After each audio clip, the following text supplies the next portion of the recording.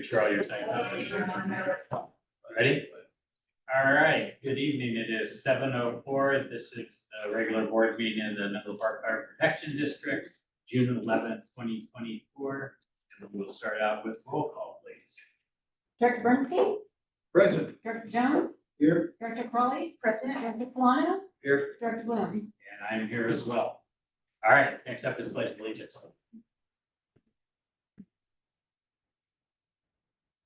I pledge allegiance to the flag of the United States of America, and to the republic for which it stands, one nation, under God, indivisible, with liberty and justice for all. All right, we did have a closed session that just ended at about 6:50, and there were no reportable actions from the closed session. So we can go open it up for public comment in the room, if there's any public comment in the room. We have no public comment in the room, so we'll close public comment and we'll go on to the chief's report. Thank you, Director Bloom, members of the board, members of our audience here, and any of our employees or community members that are listening. Happy to share with you what's happened over the course of the last month. As I go through the chief's report, I always have Station 1 design on there. I'm going to save that for the significant presentation that we have coming up on the regular agenda, our first item on the regular agenda. So, moving on to recruitment and hiring update, I wanted to share that our new probationary firefighters, all 7 of them, started their first shift beginning on June 3rd. So, for 3 of them on the first shift, they had the largest fire in San Mateo County history. So, they had their career fires on day 1. So I will share with you a little bit about that fire towards the end of my report. But we're really excited to have all 7 of them working on fire days. Update on the community engagement unit, a couple of things to share with the board. We completed our most recent CERT Academy. I know I attended graduation on just this Saturday. Small group this time, but always happy to add more members to our community. Just whether it's a few at a time or a lot of the time, we're just going to keep adding and helping prepare our community. A number of members from our CERT team joined the Redwood City CERT for a mass casualty incident at the Fox Theater in Redwood City. We taught a CPR, AED first aid class, the security guards at the Four Seasons Hotel. And then the CERT members, along with Heather, set up and ran firefighter rehab at our fire on Monday, a week ago Monday. So that's really good also. Data and analytics, I actually have a staff report. That's our last item on the agenda, so I will share with you information related to that, and we'll have a conversation about our data and analytics. ALS JPA met with our management team last week, I believe. I just have a note here that the budget passed. I know Director Solano may report on that during the committee report. Sorry, what the liaison reports.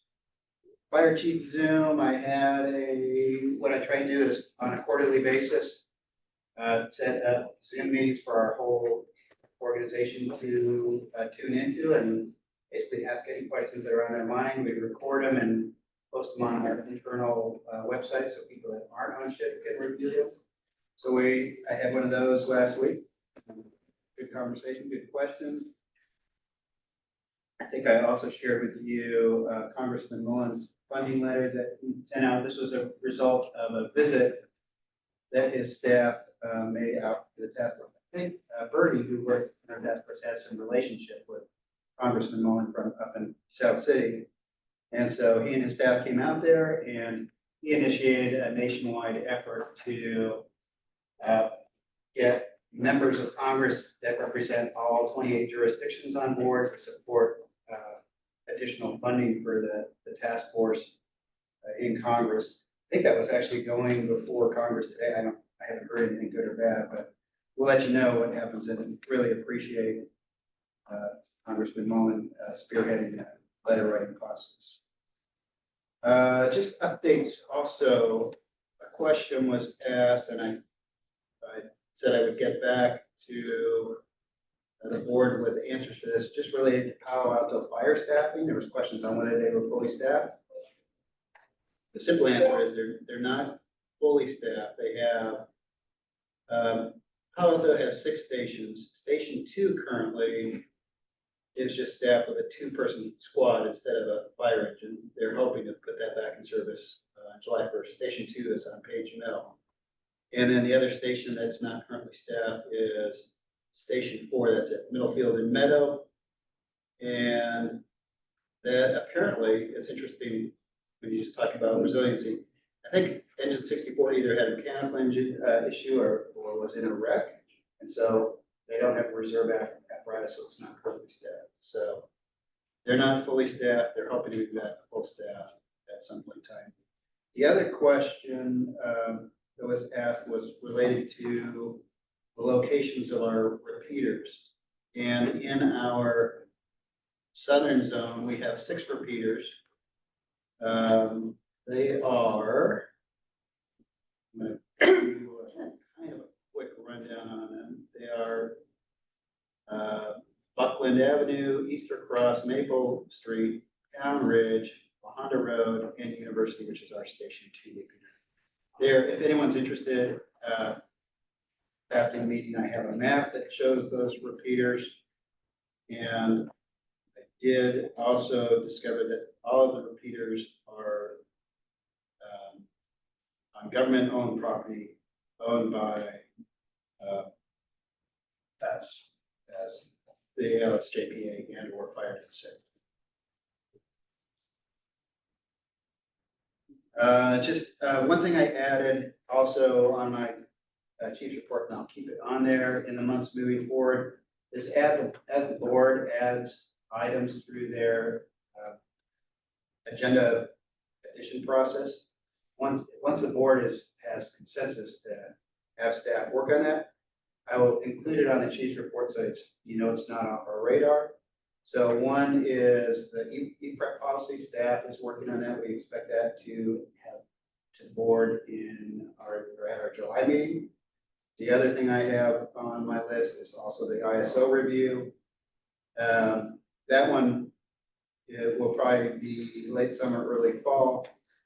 The ISO review occurred, I think, within the last year, so it's not overly time sensitive, but we will do the work and come to the board with a full discussion on where our current ISO report is compared to the prior one and where we have seen gains or losses and what we might be able to do to improve it moving forward. Incidents. Actually, before I get into incidents, some other things coming in. John Johnson mentioned me before I came in here. We've got 4th of July coming up. County of San Mateo is trying to do an aggressive fireworks buyback program. We are going to be participating in that, advertising it, pushing it out on social media. We'll see how effective it is, but at least there's some efforts being made. Also, one thing, we are having the fire marshal safety corner tomorrow at Burgess School at 1 p.m. So Chief Johnston and myself and Amandeep will be out there sharing community preparedness information, probably also some pool safety and summer safety information, but that'll be good. On to our incidents.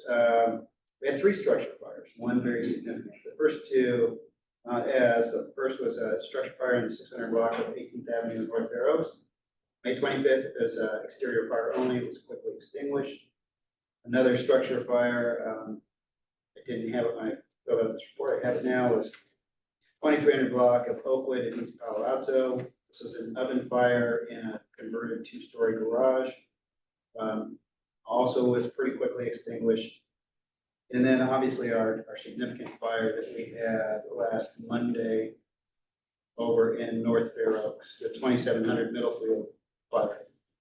So I will give you some information related to that just to share with you. Hopefully the board received all of my texts. Sorry, nobody responded back, so it's great. But hopefully you felt like you were informed as we were going on. You had real-time information out there with some updates and some videos about what was going on.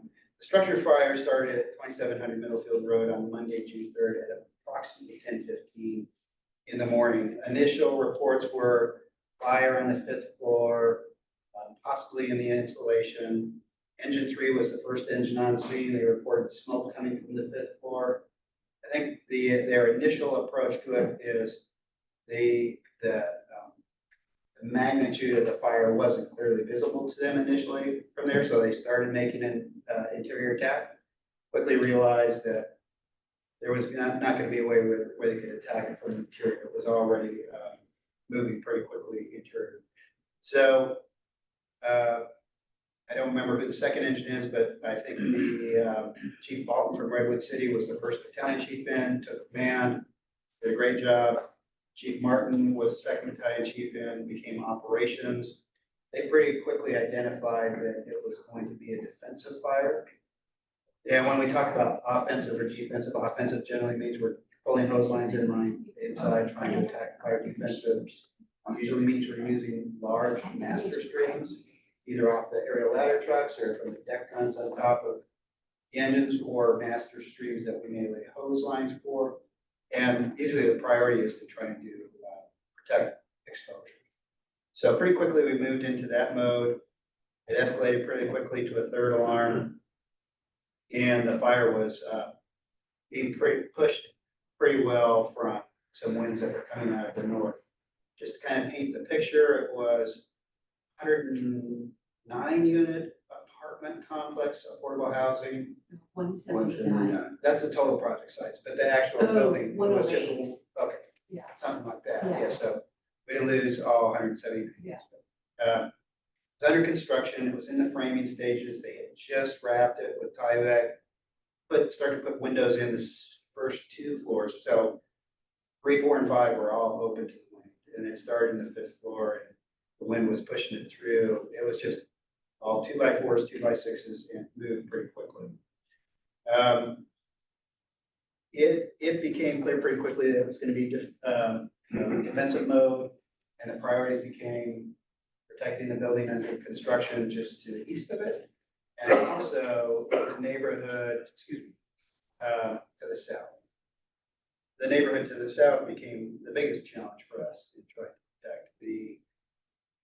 The fire was putting up a pretty good heat column, and all of the insulation that had been recently installed was being wafted into the air, on fire, and dropping into the neighborhood. I know we had reports from people in Atherton, Menlo Park, of ash and debris 1.5 miles away. So, anyway, kudos to our fire ground commanders, the 2 battalion chiefs that saw the potential, called for adequate resources. Ultimately, we had 8 alarms, and from my understanding, with 26 engines and 7 ladder trucks just from San Mateo County Fire Departments, and then also 10 engines via mutual aid from Santa Clara County.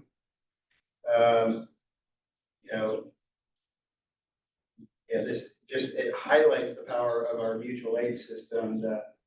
I know there's often times when we're giving resources throughout the summer to other agencies. We certainly were on the receiving end here, and thankfully, the success from preventing its spread to next door and also to that neighborhood came from that really robust response from everybody sending their resources down.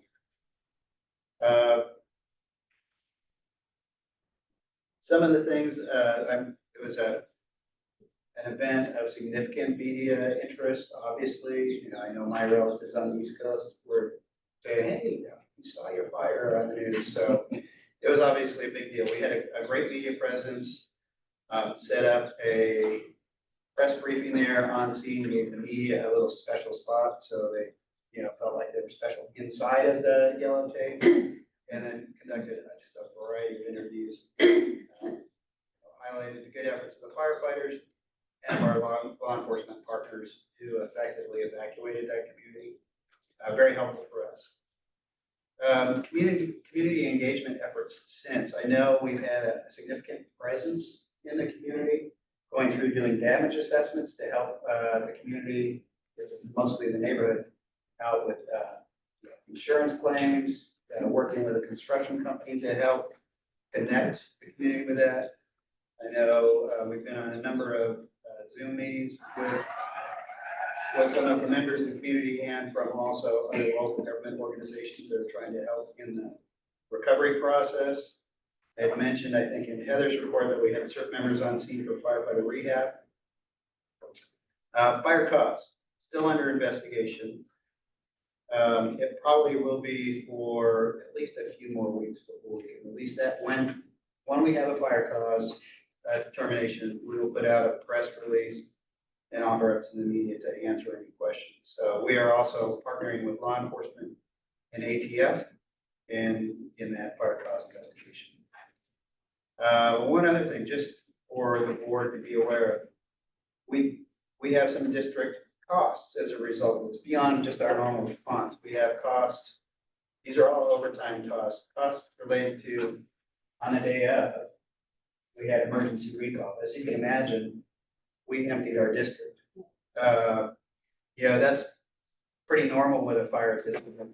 And what we do is we start moving resources around from the entire county to come covering our fire stations.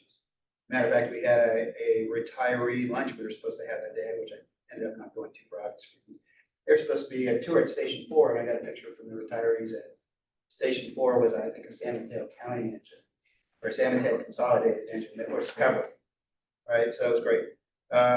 Chief McDonald even made a call to Palo Alto, where it normally doesn't come across the county lines, and they sent an engine down and covered these Palo Alto and responded to a number of calls. We also did emergency recall and had, I think we staffed up 3 engines as a result and had some VCs come in. Then we also, up until just, I think Monday morning, just yesterday, had an engine out there full-time 24/7, just for, it was still smoking, smoldering, and safety. So also we have, since this is a significant incident, we have an after action review that is being put together by Chief Menard, who has got so many degrees and a prolific writer and very good at this. So we put him on a 40-hour work week for that to be his full-time job. In total, the total additional cost in overtime is about $117,000. So it's not insignificant, but fortunately these fires don't come very often. And that is it on my chief's report. Any questions on any parts or related to the fire? I'll try and see.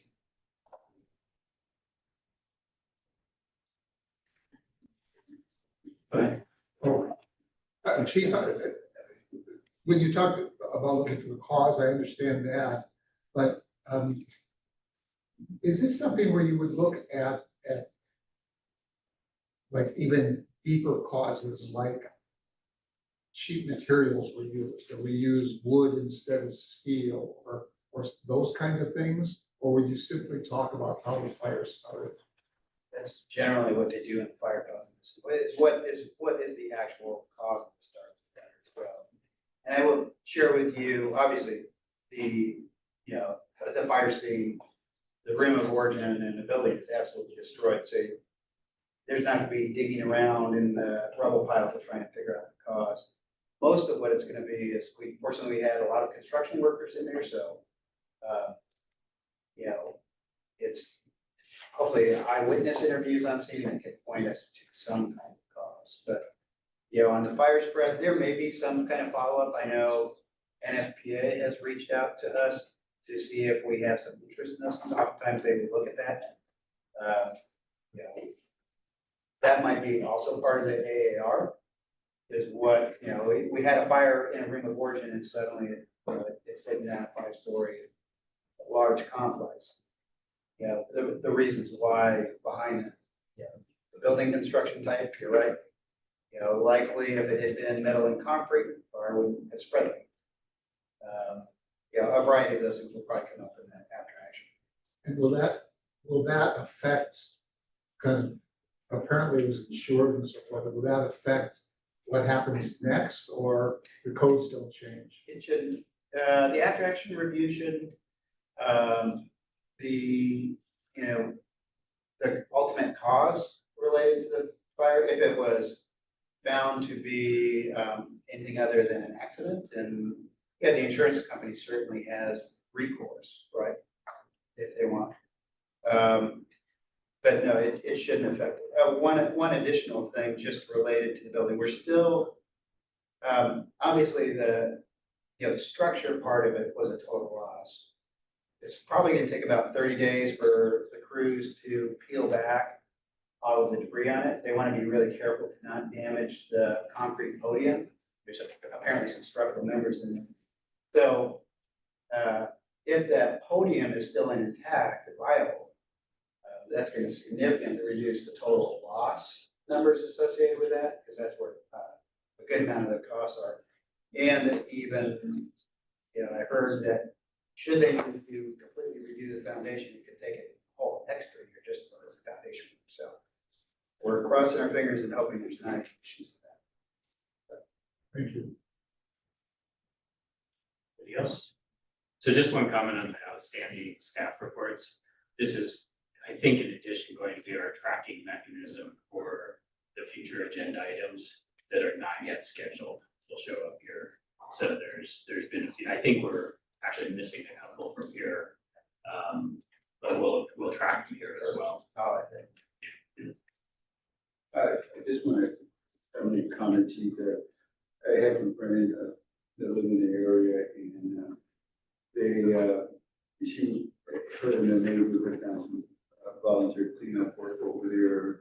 So there's so much, I guess, whatever it was, floating down in the backyard. But she really commented, and her neighbors commented that they were really pleasantly surprised and thankful that the response was so quick. Fire trucks getting out there, and that all the staff was there, firefighters, they were very courteous to the neighbors. And so she was really told me that it was just, she expected, but it was kind of pleasantly surprised there.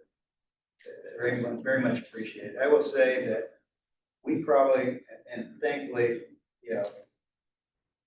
for the IC and the ops chief, they could understand where the fire was going and dedicated resources to structural protection that were equal to or greater than the resources we had actually on the burning building, which was, that was where our greatest risk was. And it felt a little, when I was walking through it, a little bit like it was Armageddon out there, with, flaming pieces dropping from the sky, and there was little fires everywhere in everyone's yards, and it was neighbor helping neighbor. There were a number of people that didn't evacuate, they wanted to know what they can do. You have a garden hose, and if you're gonna be here, watch your yard, because if you catch a lots little. Yeah, but yeah, it was really great. It was neighbors helping neighbors, and then we had just that great response. And also, they treated it like a wildland fire, where it's the embers that always burn down homes, not the direct flame conduit. So smart on. I think Chief Johnson, because I referred her to it, because they wanted to do some cleanup, and that's what toxic or not. I don't know. So I referred the moment to Chief Johnson. I will let everyone know.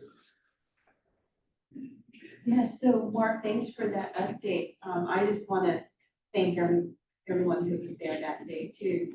I heard from some Atherton residents that, they were concerned about, and a few Menlo Park residents on the east side who were just concerned about the ashes that were literally going from North Fair Oaks into Atherton and Menlo Park, just, if they're flammable or whatever. So thanks for answering my questions, my call. But I also want to give a special shout out to Heather Keller, who really was just so resourceful in getting the community to help in an area, in a very focused area, which is like the firefighter rehab / cantina, and how Heather was very quick to just understand what resources were available, like Costco, right? Like, I need pizzas for 200 people, and Costco says we have 18, and she goes, I'll take them all, and any other pizzas that you can bake, I want them all, right, kind of thing. So she was very, very good. And I heard from Erica Baden, who was one of the CERT volunteers serving and helping with the rehab. She and Perry from East Palo Alto were there. And she thought that, Erica thought that it was just such a great use of the CERT resources to just kind of be there. She actually posted, on social media that she was honored to be able to help the firefighters, you know, in supporting the heroic work they were doing. So I just want to give a shout out to Heather and of course to Jason Martin, who was the VC, Matt Menard, who was also there, and just everyone who was there. I think that we did an unbelievable job. Actually, everyone did, but I just am so proud of what we were able to do to prevent more property damage and loss and, you know, not have any human life lost. So I mean, I'll give my liaison report about my interactions with Mike Cal and Morris Logan as the county liaison, because I did speak to. Any other word questions, comments? Yeah, I'd like to, go ahead. Yeah. Thank you, your staff, chief, for meeting me there, and giving me a critique of the incident the day after. It just showed, that probably one of the better, definitely the better agencies in the county. And it has to do with your leadership, your senior staff, and Todd with the way he trains our firefighters to react to those types of situations. Thank you. Okay, I will save my comments for president's report.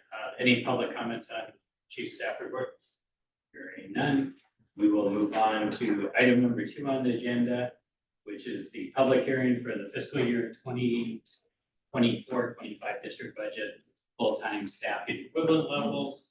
And I will open the public hearing at this time and take any public comments. And seeing no public comments, we will close the public hearing. And then we will work on our adopt by resolution, the district's fiscal year 24-25 final budget, full-time equivalent staffing. I think there is a staff discussion on it, but what I would like to do is get a motion approving it.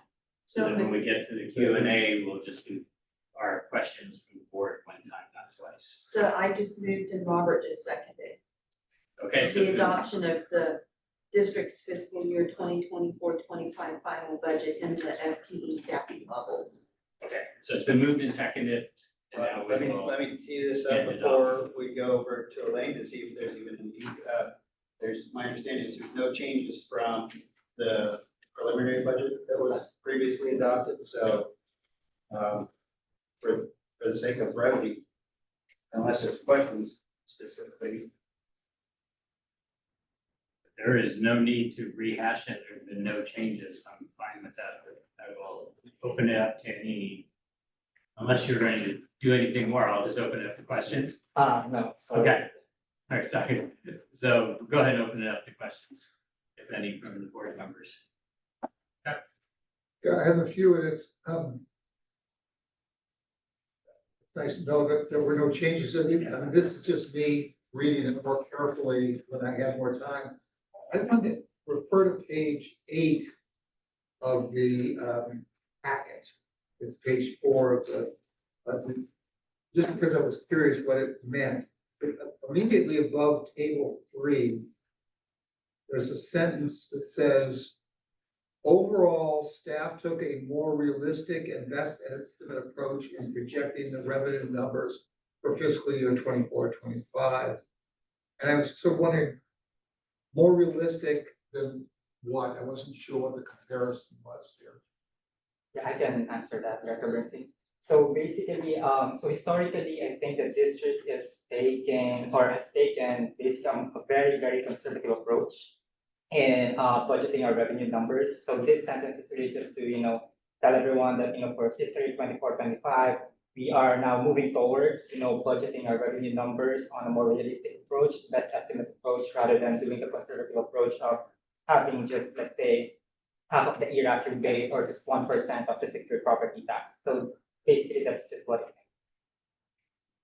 Okay. Well, by the way, I agree. I think the revenue numbers are closer to what we'll actually have, and I think that's the right approach. I just wasn't sure what you were referring to there.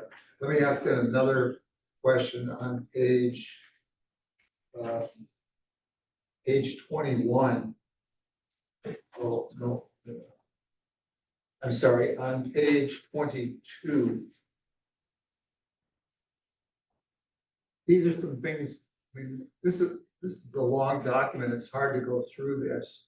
But I just had a comment about on page 22, where I hope we'll take a good look at some of these items that are in the budget. I'm referring specifically to the one at the top, where it talks about the warehouse and some of the HVAC that's in the warehouse itself. It just seemed odd. I mean, normally people don't air condition their warehouses and so forth. So I'd just like to not subject us to ridicule for doing things that are potentially costly and unnecessary and so forth on that. If I can just briefly answer that for you, we have some areas there, like for example, where we hold our CERT training. And so it's primarily just in a room or a few rooms. It's not to put air conditioning or HVAC into the entire warehouse, just a small portion that we're regularly in with volunteers and classrooms and stuff like that, if that makes sense. Yeah, so I mean, so typically the warehouse is open, or at least when I've been there, a lot of the doors are up and it's open and so forth. I'm assuming we just wouldn't be running air conditioning full For blast. sure. And this is the one room that's got a roll-up door and a large American flag in it. I don't know if you've been in that room, but that's where we had CERT graduation just on Saturday. It's a smaller, I mean, it's a smaller room. Yeah, probably 500, 600 square feet. So anyway, I think that's what the intent is. Okay, and I had some little tiny things, but I assume that these issues about the warehouse and so forth are gonna come back to the board when there's a specific plan. Okay, I don't have anything further. On page 8. Then you it's under section table 3, where it's moving down to other revenues, and it has use of money and profit. And I noticed that sorry, I didn't have to mention it before, but there was an increase, have been an increase over the years. But what is the use of money and property that revenue line item? Before you answer, let me just say, we very much appreciate that question because it gives us the opportunity to highlight something that's happening. That's Yeah, so Director Jones, so use of money and property, there are a few components of this, but the major components really are number one, the lease of the warehouse before. That's why you see some sort of like, budget for that as well. Yeah. But the major component right now for this specific revenue category is the interest and investment gains and losses. So the huge increase really that you will see here is essentially because of, the implementation of the investment portfolio that we just had for the prior year. So before again, historically, we have just been investing in, in an LGIP, which is called like late account. But with the interest rates nowadays, if the yield curve is basically at an inverted structure right now, we decided to actually hire PFM, which the board approved. So we are now earning an average like 5 or 5.3%, basically with our cash and investments currently right now, which we haven't been in the past. Again, this is not going to be something that's going to be ongoing. So in the future, it's not going to be always the same. But right now, the bulk of this 5.7 million or $4.9 million budget that we are trying to propose for next fiscal year is really mostly investment gains and losses, and which includes, of course, the interest and dividends.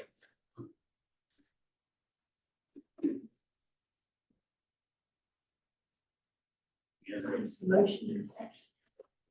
I have just, Okay, yeah.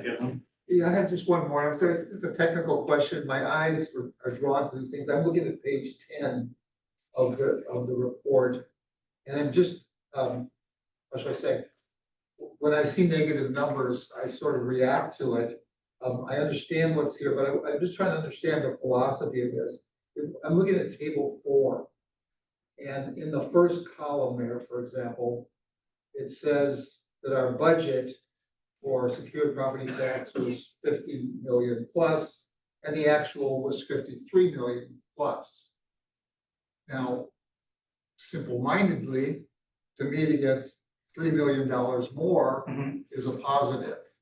But it's shown as a negative number. Is that because you're showing credits with a negative and debits with a positive, or what's the rationale for showing that as a negative? And no, there's really no rationale behind it. It's really just the way it was presented and the calculation behind it. So instead of having it, because we first put the budget and then the actual instead of the actual versus the budget. So essentially, the calculation is, the budget less the actual. So if the actual is more than the budget, then it's a negative number, but it doesn't mean like, it's, a negative connotation because in reality, we have more than, what we budgeted. So it's really just a presentation issue, I would say. So it has nothing to do with, accounting or, the credits or debits on the books. So it's really just how it is presented. But you're consistent on that Yeah. every time you do a budget versus actual. Correct. So it's consistently done throughout, it's not adjusted. Yeah, no, Where the I numbers go don't think there are any errors in it. I'm Yeah. just saying the minute I look at it, I said, what? Yeah. It takes me a minute. It's just the consistency doesn't work there. Right. It's one of the few places, yeah. Okay, and that was my last question for Rick. Okay, so if there's no more questions, we have a motion, we have a second. So we will vote, all in favor of adopting by resolution the district's 24-25 final budget and full-time equivalent staffing. Right. All right, Aye. Anybody against it? Okay, so we have a unanimous adoption of the resolution of the budget. Thank you, Elaine, for the work on this. It feels like it's been a marathon, not a sprint, so thank you very much. Okay, we are on to the consent calendar. Anybody want to remove anything from the consent calendar? We have 5 items. I'm glad to approve. And Chuck wants to remove. Okay. You wanna remove some? I just had a quick question, but so I don't know if I should remove it or if I could just ask the question. If it's a quick question, we'll just ask the question. Okay, on number 8, I guess we didn't used to do this, but now according to the Texas here, we're required to do a new master pay schedule every time there's any change whatsoever. And then, again, I don't want to beat anybody up or anything, but there was one thing on there that happened a long time ago. Was that just an oversight or something like that? On this pay schedule? On this pay schedule, yeah, there's 2 things. One is the change we made. It's listed on the staff report. Okay, so I'm going to go ahead and I'll remove move. this item, Yeah, I'll move to, and we will come back to that in a second. and I'll move to approve the consent calendar for items 4, 5, 6, and 7. Okay, we have a second for that. Second. Okay, so all in favor of items 4 through 7 of the consent calendar? Aye. Chuck? Okay, anybody against? Okay, unanimous on that, and now we can go ahead and we'll do number 8. To pull number. Okay, if we look at on page 205 of the thing, there are 2 bullet points at the bottom of the page. And I just wonder, I'm trying to understand if we're gonna have one of these on every single meeting or what the future is. But there's this thing about the MOU for IAFF 2400. But that apparently was done back in, a year ago. I mean, Right, but the change is effective July 1 of this year. So as we amend the actual salary table, we bring those, even though you approve the MOU, Calvert requires that we bring the formal document, which is the salary table, to the board for approval. So it won't be every time, but typically what we try to do is within 2 board meetings following a change, so right before a change, if you know that it's already one that's been approved, we bring the table to the board. So this was approved by the board in September, but and you didn't make any changes, for the July 1, 2024 until now, we will be making that change. So it's not when we make the change, it's when we implement the That's change. when we implement, because we only have one table, so we can't have several pay lines for one classification with just different effective dates. So we make a change and we show the effective date, we bring it to the board, and if there's another change, we bring it back to the table. Okay, with that, I'll make a motion to approve item number 8. I'll second. All in favor?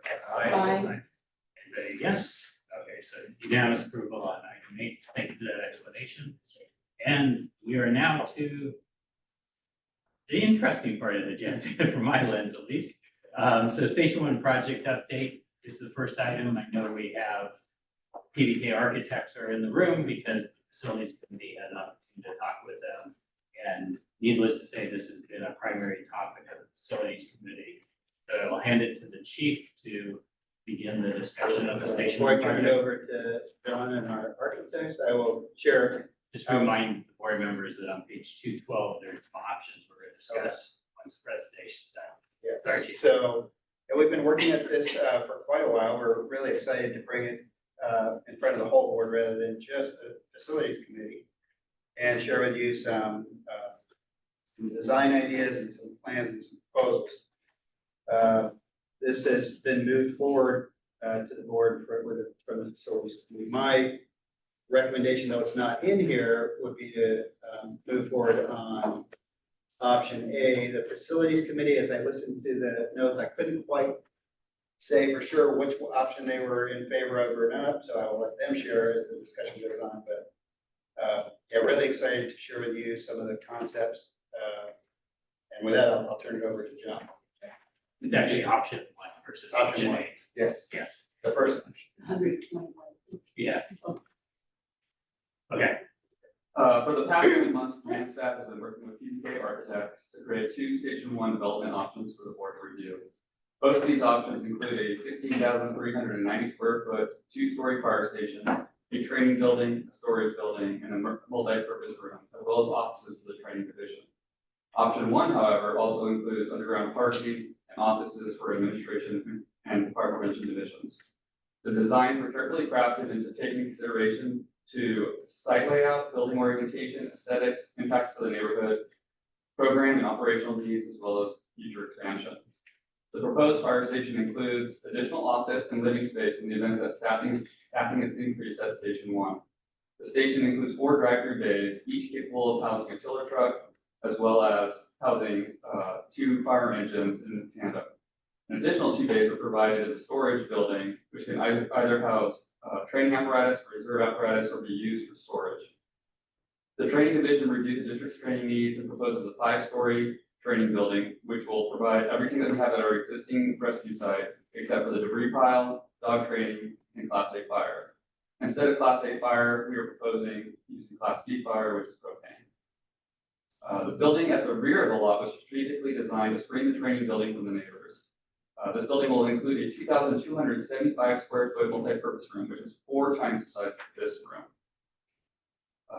This room will be designed with removable partitions so that inside the room, we can convert it into smaller spaces as needed.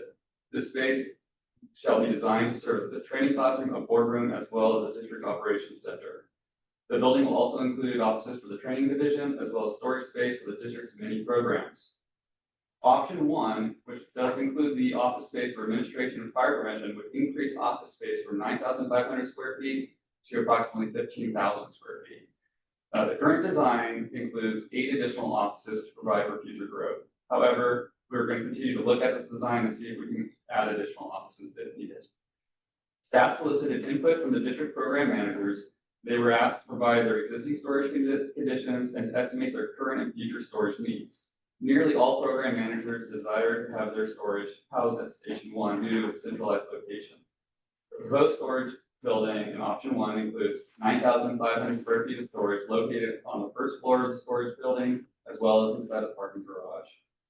Parking provided in the garage totals 78 parking spots with an additional 32 spots above ground.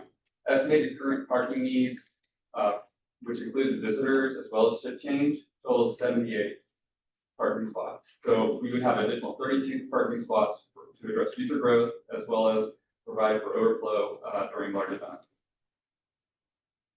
For the project budget, the current fund balance of the CIP budget is approximately 67 million. At the current funding rate of 15 to 20 million a year, the district will have sufficient funding to fund either option in fiscal year 27-28, when the district is estimated to solicit bids for the entire project. The estimated project cost for option 1 is 121 million, and if selected after construction is completed, we could sell 170 Millfield and 114 Santa Margarita Avenue. Option 2, which excludes the underground parking garage and offices for administration and park prevention, is estimated at 96.5 million. At this point, I would like to turn it over to EVK Architects. We have Bill and Austin here to provide a presentation. Let me share my screen.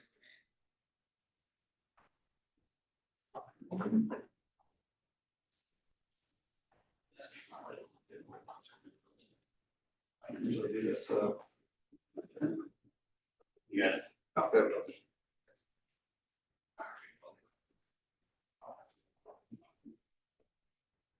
You want to take control of this, or? Sure, that'd be great. You know what you're doing, I know. We're up here?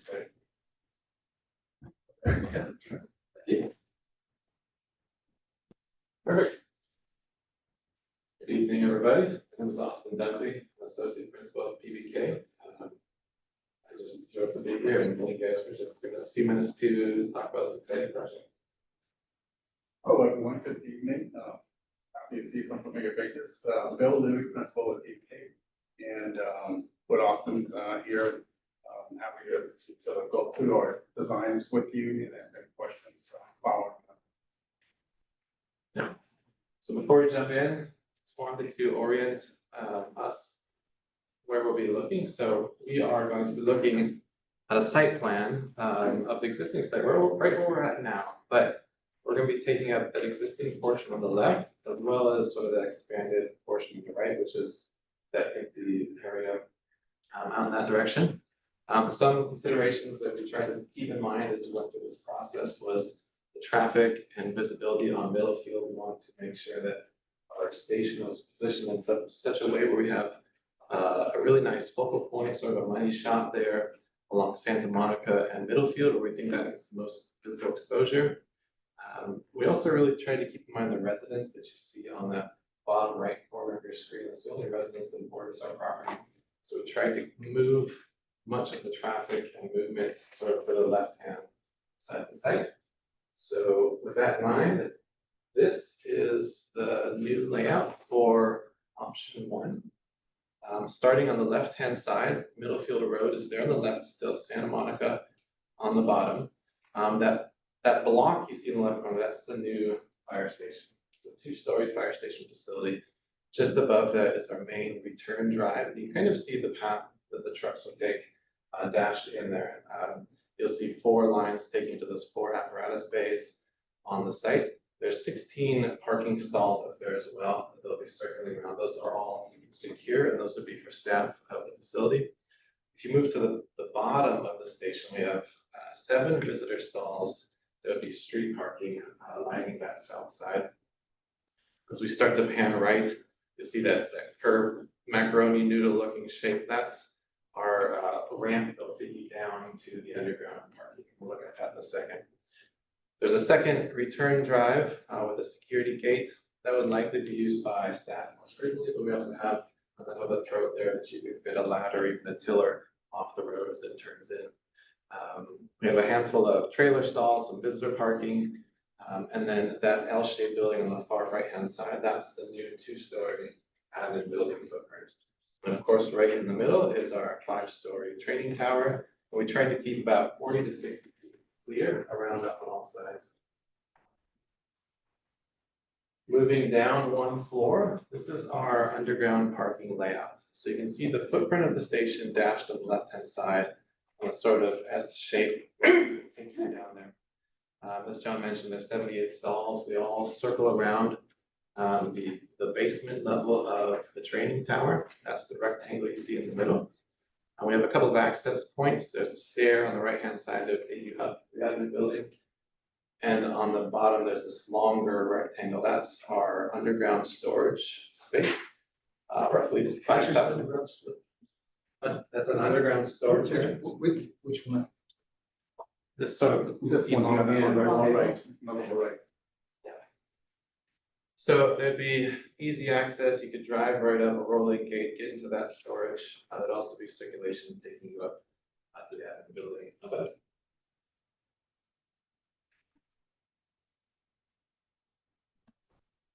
Okay. On that previous screen, one thing that we were able to take advantage of that was an underground scenario on the option one was the ability for the tower to also extend to the growth that basement level.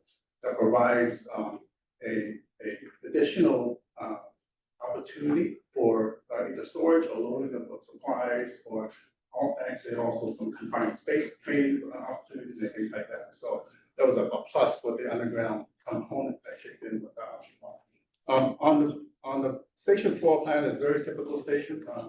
I believe many of us have already gone to station 4.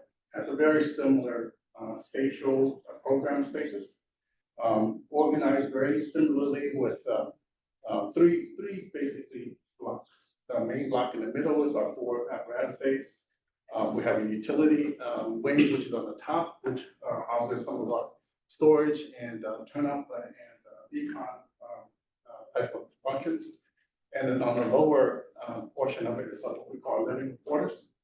First floor of that is essentially offices and the gymnasium, which is this block right here that has an outside fitness patio. Our main lobby, if you will, for a public access point is focused on the corner. That's the most visible piece of the site. We feel that would best fit essentially what this station front door ought to be in this location here. The rest of it, like I said, is offices and other type of circulation spaces. Second floor is basically stacked directly on top is our dorm rooms here that line the perimeter for window requirements. Day room, internal, connected to the dining room, connected to the kitchen, and then with the patio. Very similar to how the floor is laid out, just slightly different orientations. This now is our, we call it building B, which is the admin / training office / storage / district boardroom. So this by far was the most difficult planning exercise that we have with all 3 of the buildings, because there was so many different access requirements and uses with that. So in a nutshell, we kind of color coded it so we can follow a little simpler. You saw the site plan. We had essentially some exterior street side parking. It leads us to essentially what would be the entry lobby for our main classroom / boardroom / DLC. This space here was a multi-function.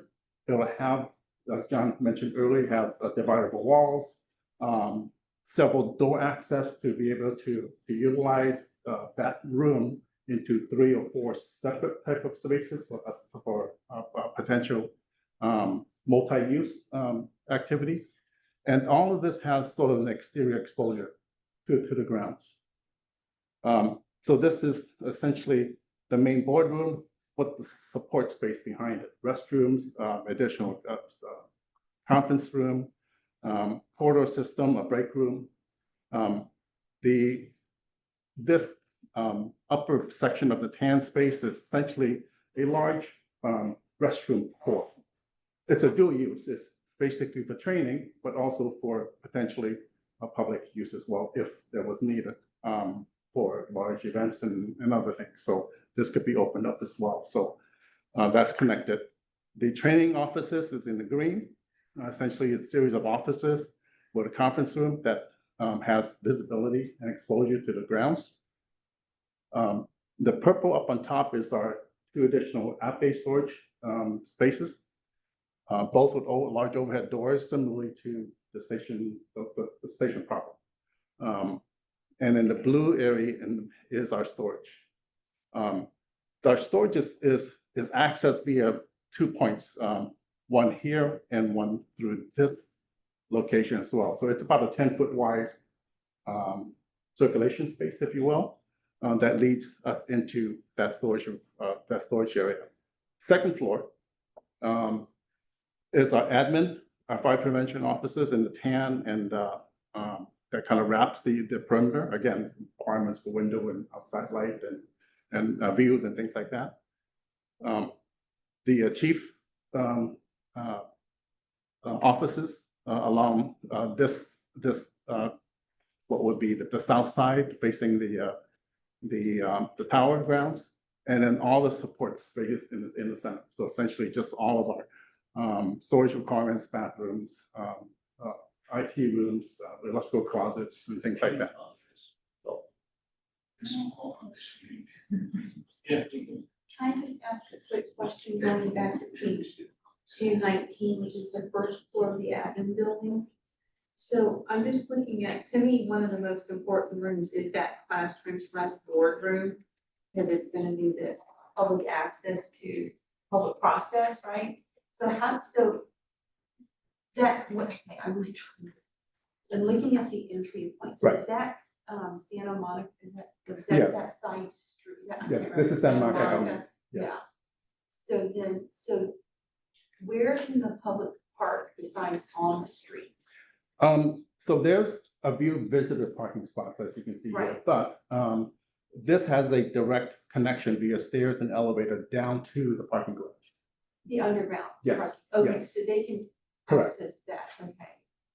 And so then that rest of that light brownish peach colored area, is that mainly for public, the public needed to access? I'm assuming that the other parts can be closed off, Correct. right? Correct, Okay, yes. 'cause the great thing about this is that it's still Yes. kind of standalone and public, but also Correct. gets out of the way of the staff that needs to have, the Yes, there workspace. are a series of doors and hallway that allow basically some security Yeah. aspect to be in place when there's a public meeting like this or public event or anything like that. But we have to be recognized as well that some spaces like these 2 restrooms, Yeah. of course, Could be shared. it could be a need during those times. Yeah, so then the public can access it through Santa Monica, that doorway, and then that other, Right here. Oh. These 2. So essentially, the way it functions is that the front door is sort of in this location. okay, And there's a large sort of entry lobby, if you will, and then which leads to 2 doors that come into to what would be the large classroom and boardroom. And then from here, the back of the house essentially is support spaces, the what space? support. Okay, So there'll be a few restrooms, a single accommodation type restroom, storage requirements, a separate dugout conference room. If the need arises, that you have, we needed to go into closed session. Cor- and correct. go into the- Okay, correct. I'm just trying to understand. And just confirming, it's a little hard to see from this, this Yeah. is your entryway. That is also where the elevator would come up. Correct, yeah, the elevator's Yeah. here and the Yeah, stairs there's the here. parking The lot. single lobby entrance from the street There you go, or yes. entrance from the park. From the garage, yeah. And Bill, we'll point out that the other stairwell up top, that's restricted. Yes, that's restricted from For staff. the and- garage. It's Yeah, so you could, so you need a key card to get in to go to those floors. correct. Right, okay. Correct. Okay, that's helpful, thank you. Yeah, because this stairwell and this elevator also takes you up to the second floor, which is access to fire prevention Yes, so- services. So So if residents need to go in for permits and things Correct. like that, they go through, so where is that again, where fire prevention? fire prevention is just sort of right, That's the basically right in the second front. floor? This is the second That's floor. second floor, okay. Okay. I just want to make sure that there's easy access to areas that the public would need to get. Yeah, to. we'll need definitely to have some appropriate signage and wayfinding, type of, instructions and things like that from the parking area. But yes, it'll be a very, easily accessible.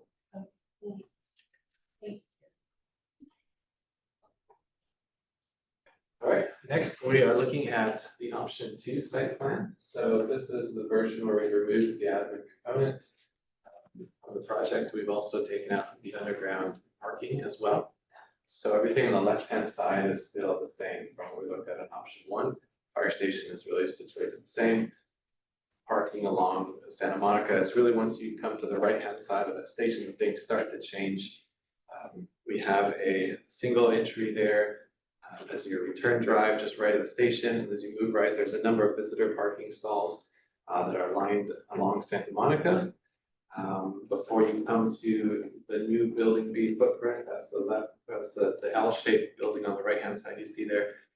We still tried to screen the visual to that tower as much as we could, but it's a smaller program, so the building has been reduced in size. One of the nice things Which about building? this admin building, the L-shaped building there. This one here, This bottom. yeah. In the first option, this actually was a complete L. Right. Well, it's no longer an admin building. Correct. Right. Correct. So now this is our training and DOC board building. Anyway, one of the perks is that we now have a little more site area. So we have the training tower in the middle, and then a second smaller residential training above the station site, could look like a small house or something. So multiple styles of training that we can accommodate on site.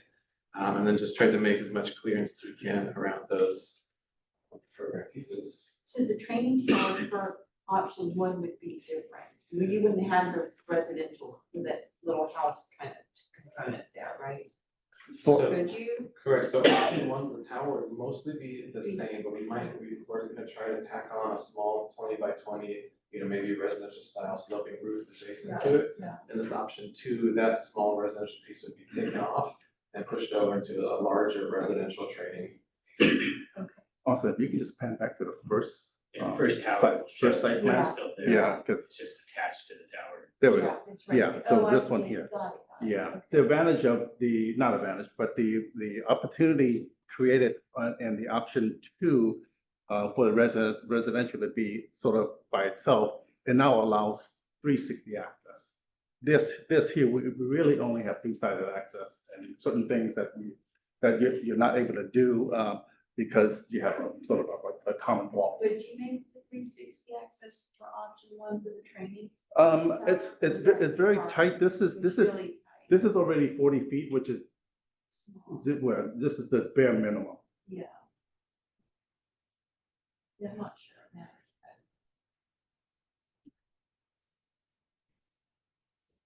Okay, so now we're taking a look at the first floor of the option B building. So same entry point on the left-hand side there, see it sort of without the color. And then as you move to the right, we have a classroom, boardroom, DOC, that multi-purpose space. It's really the same we talked about with partitions. Some of the support spaces have been arranged slightly different. We have a break room on the left corner. The lockers and restrooms are stacked on the right-hand side. And then that sort of conference breakout room and storage are behind the DOC. And then as you move to the right, the rest of that is we're using for storage. So it's a 2-story storage volume. And in that purple area, again, that's our reserve bay storage space. What is residential training problem? That building is up in the corner, what's that? Yeah, that's that piece that we since we have a smaller footprint here, we're pulling it away from the tower. So it's a training, residential style training tower that will have access to on the north part of the northwest corner of the site there. Not a training tower, a residential house About a simulation, 2-story house. training structure. simulator That was for the- residential yeah, property. That was the one I was asking about, the first option that's connected to the bigger one. As we move to the second floor, There's an entry lobby, the break room, stairs, elevator on the left-hand side. Then we have training offices that start moving to the right-hand side of the building. And then the rest of that is all going to be storage area.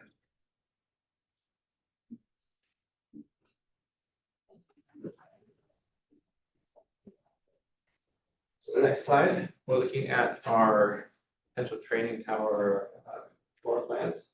I know it's probably hard to see, but saw 5 stories. What you're seeing here are the first four levels. So first floor is on the top left, and then goes second, third, fourth in that order.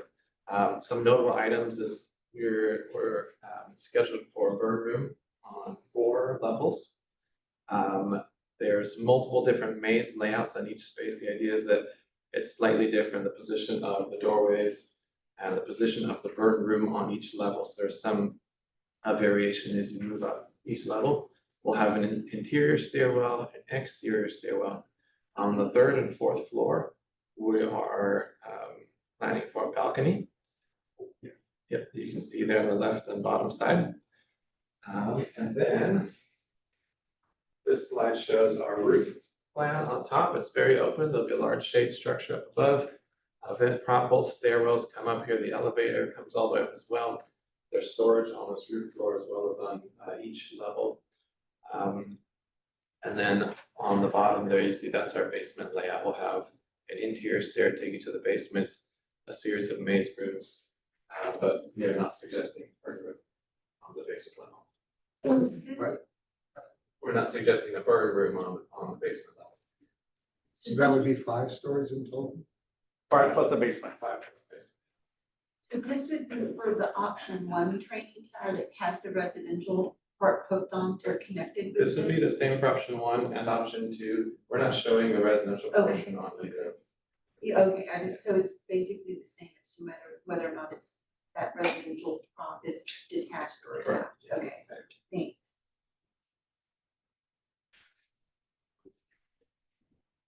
Okay, next we have some renderings to take a look at.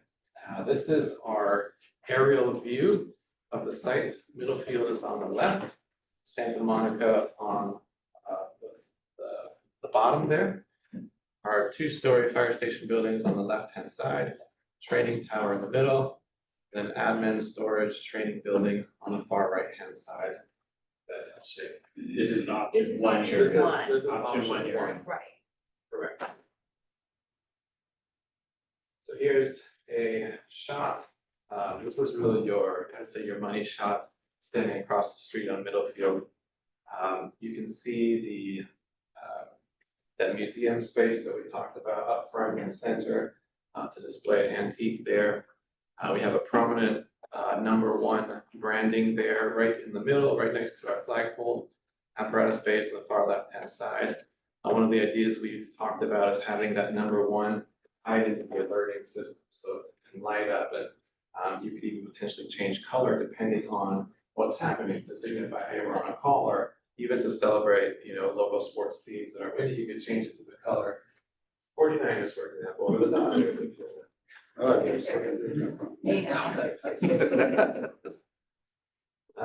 Panning around to the left and rotating up slightly. This is a bird's eye view looking down at the station, and then beyond you can see the training tower and then the building B in the background. So we always try to make these fire stations durable, easy to maintain, contextual for sure. And so we've tried to capture that and give this building a nice warmth. That's a wood material that you're seeing prominently featured, and then the black, dark gray panels that would be metal, metallic panel system, press dark trim. Go ahead. Yep. Sure. John? How many stories do we have now? Right now, We have 5? Thank you, sorry. and just to clarify, this training tower would not be any taller than our existing training tower. Thank you. Another view of the station, looking up near where the return drive would be. Looking back on Middlefield. And then this is right at the intersection of Middlefield and Santa Monica. Makes Middlefield look like a little residential street that you ride your bike down. The purpose of a lot of these views is to show how the training towers can be viewed from across the street. You know, if we're gonna be concerned that it might impact the view of some of our neighbors, we're trying our best to screen it with the fire station and the building in the rear. Correct, so here's a great shot of that training tower, the building being on the right hand side. And it will be screened fairly well on many sides, we'll have trees in the back, we'll have the fire station, the admin building screening it, but we are going to do our best to make it, you know, as visually pleasing as we can. Give it some nice colors and materials to match, so it's a cohesive campus. And when you do see it, it's not an eyesore, but you'll see. This is continuing to pan right, this would be the entrance to the admin building. We'll have possibly a glass corner there and prominently feature this lobby and our stairwell. That's where the boardroom area would be, the public. That's the lobby before. the Yeah. gate. Right, Yeah, right, that's the correct. side that people would go. Correct. through. Correct.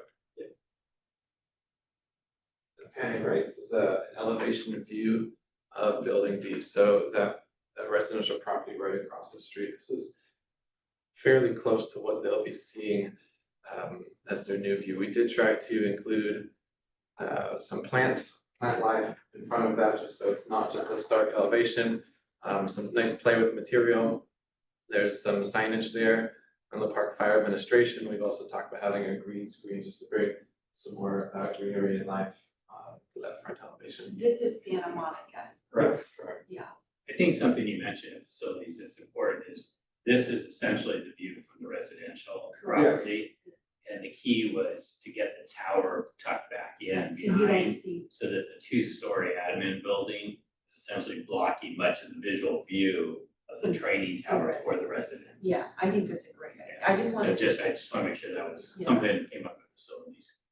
This, you can see, so there's trees here and there's sort of a tall skinny window right here.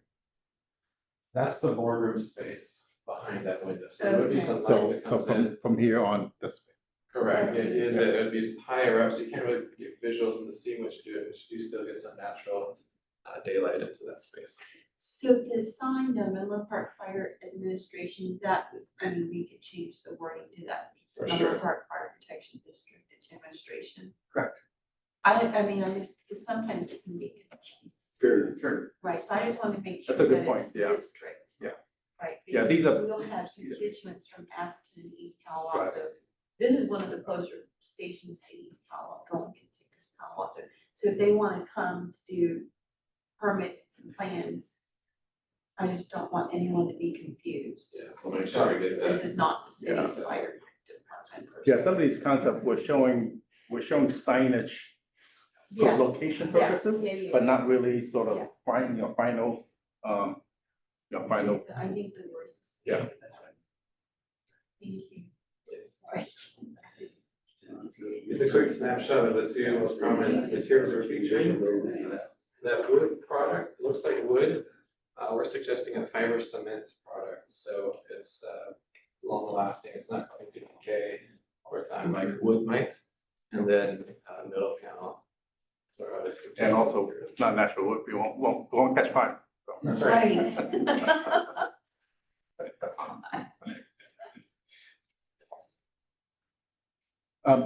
You all have this in your packet, Yeah. but let me kind of go over this real quickly for you, so you can kind of get understanding. Yeah, it's a little tiny, apologize. No. So on the left, half, on this screen, but I think that you have separate pages, I believe. Option, A or one, and option B or two, and we kind of mixed there, but let's just say this is the full option, option A. Option B is the sort of the minus option of no admin and no underground parking. Whenever we do these high level estimates, and trust me, these are very high level estimates. High level meaning we have not done any takeoffs on quantities of material and things like that. So this is really from a budget standpoint, from our expertise, this type of construction with the type of construction material and the methods that we're planning on using and the understanding of the bid climate. This is our sort of first brush for numbers. Whenever we do estimates, we always like to kind of divide it into two pieces. Number one is construction costs. Construction costs is what the contractor will bid on. Okay, that is construction.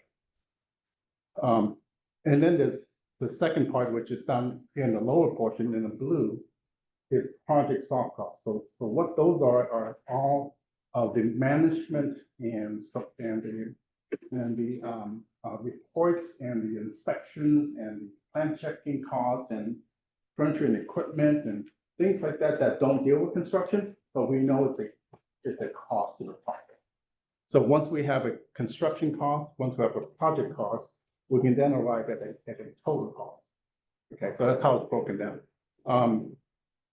Again, high level, we attempted to sort of lay out the construction costs in a very logical sense in terms of identifying site work, because we know that each project, the site is the variable.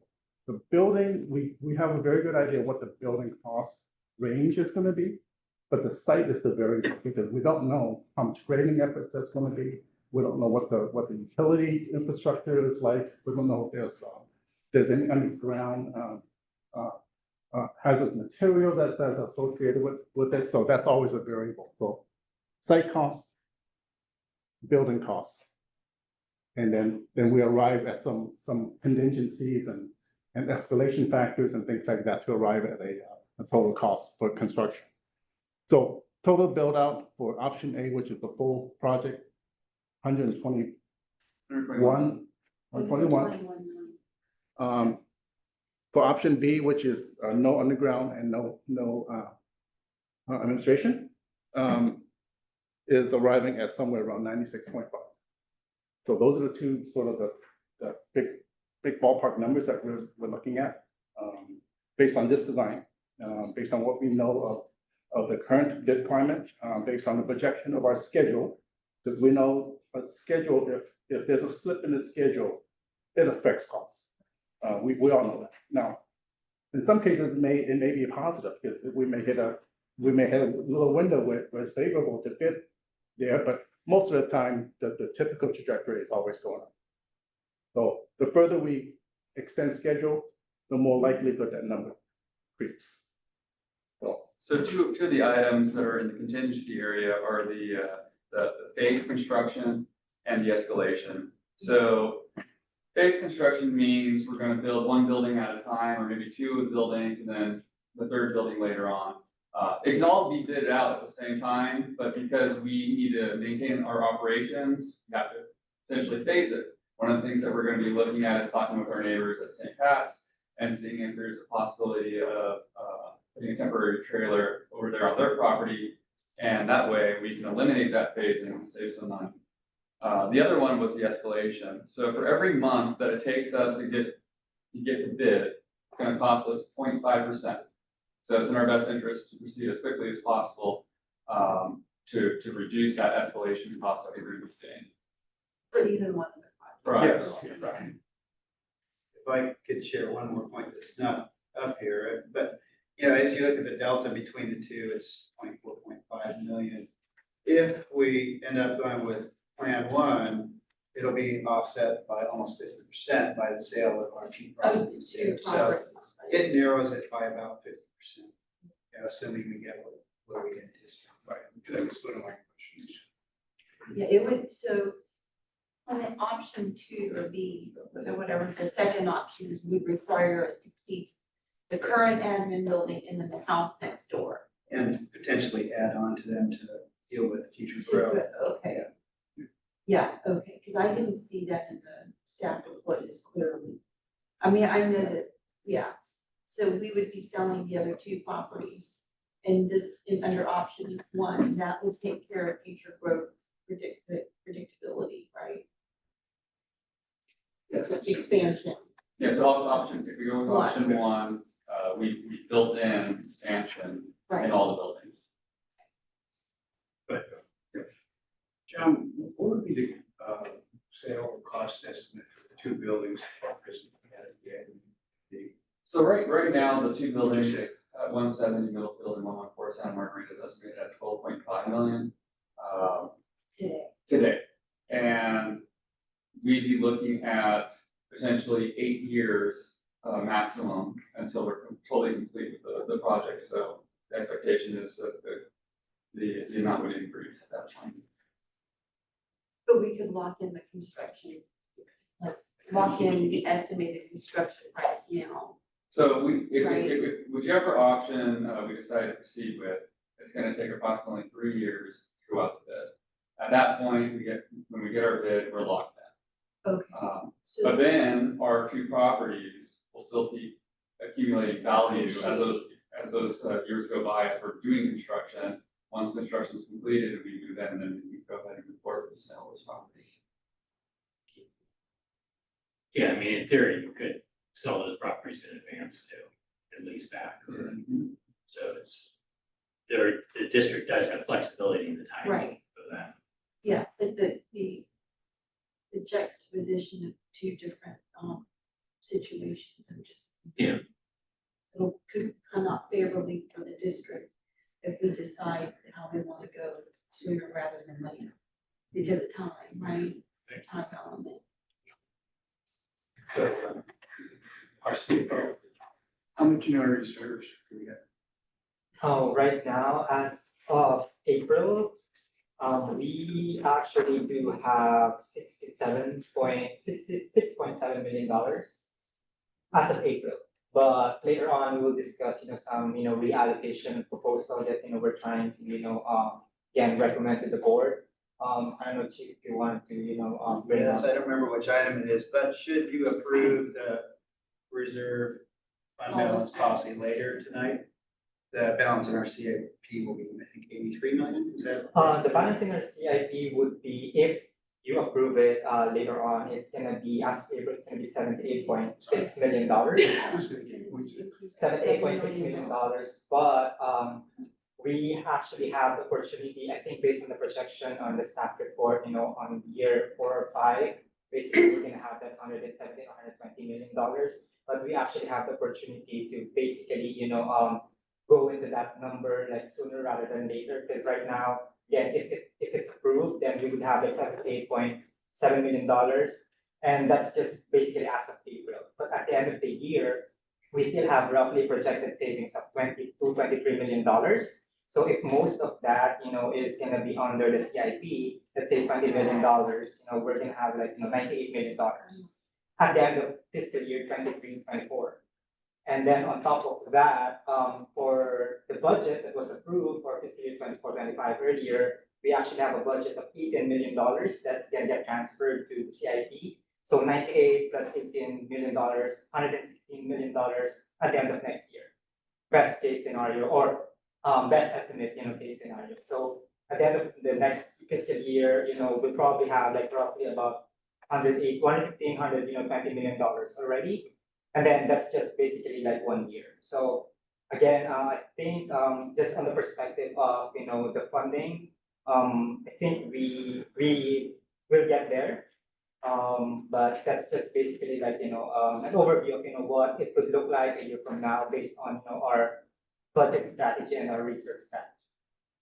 And I know, Elaine, did your comments factor in the CalPERS virtual plan that we agreed to proceed down? Just for 1 year, yes.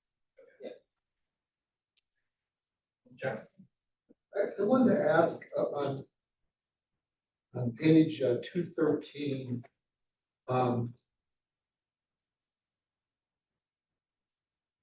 Oh, this isn't where it is. But someplace I saw there was an estimate of the square foot. Oh, here it is. I'm sorry. On page 212, option 1. It mentioned 16,390 square feet.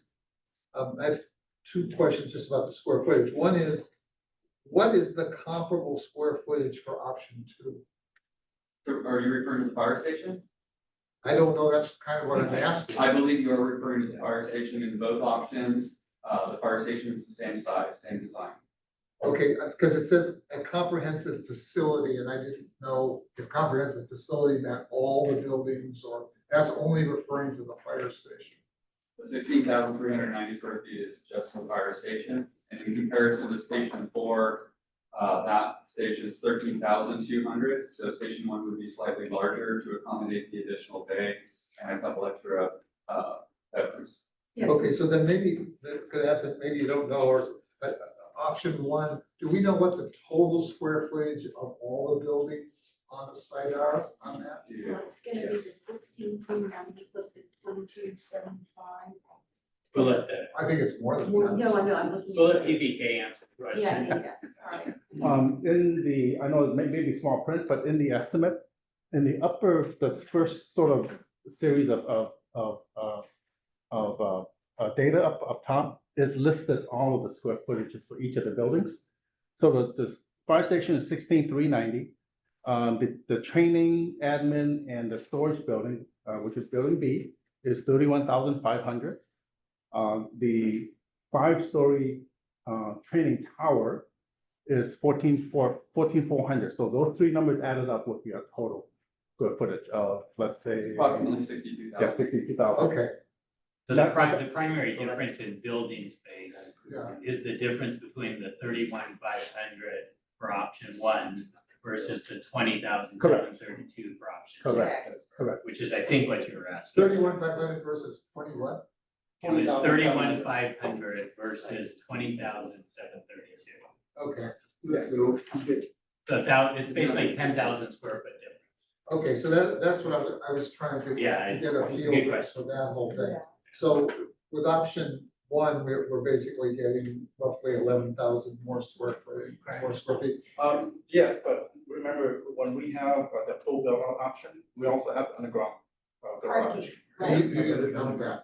So the underground parking is a part of our site costs, not building costs. Okay, so, and it's not part of your square footage calculations either? Correct.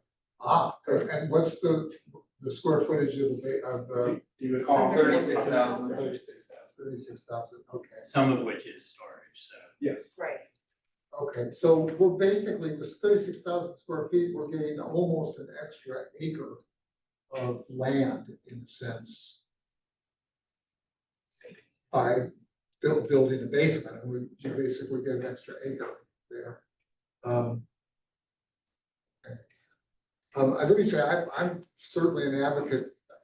I mean, it troubled me when I saw that comment that said something about we're having trouble finding enough square footage for offices and so forth. Well, if we're having trouble today, then I think in the future, we're gonna have even more trouble, and it will be too late. Once you've paved it over and built on it, it's gone forever.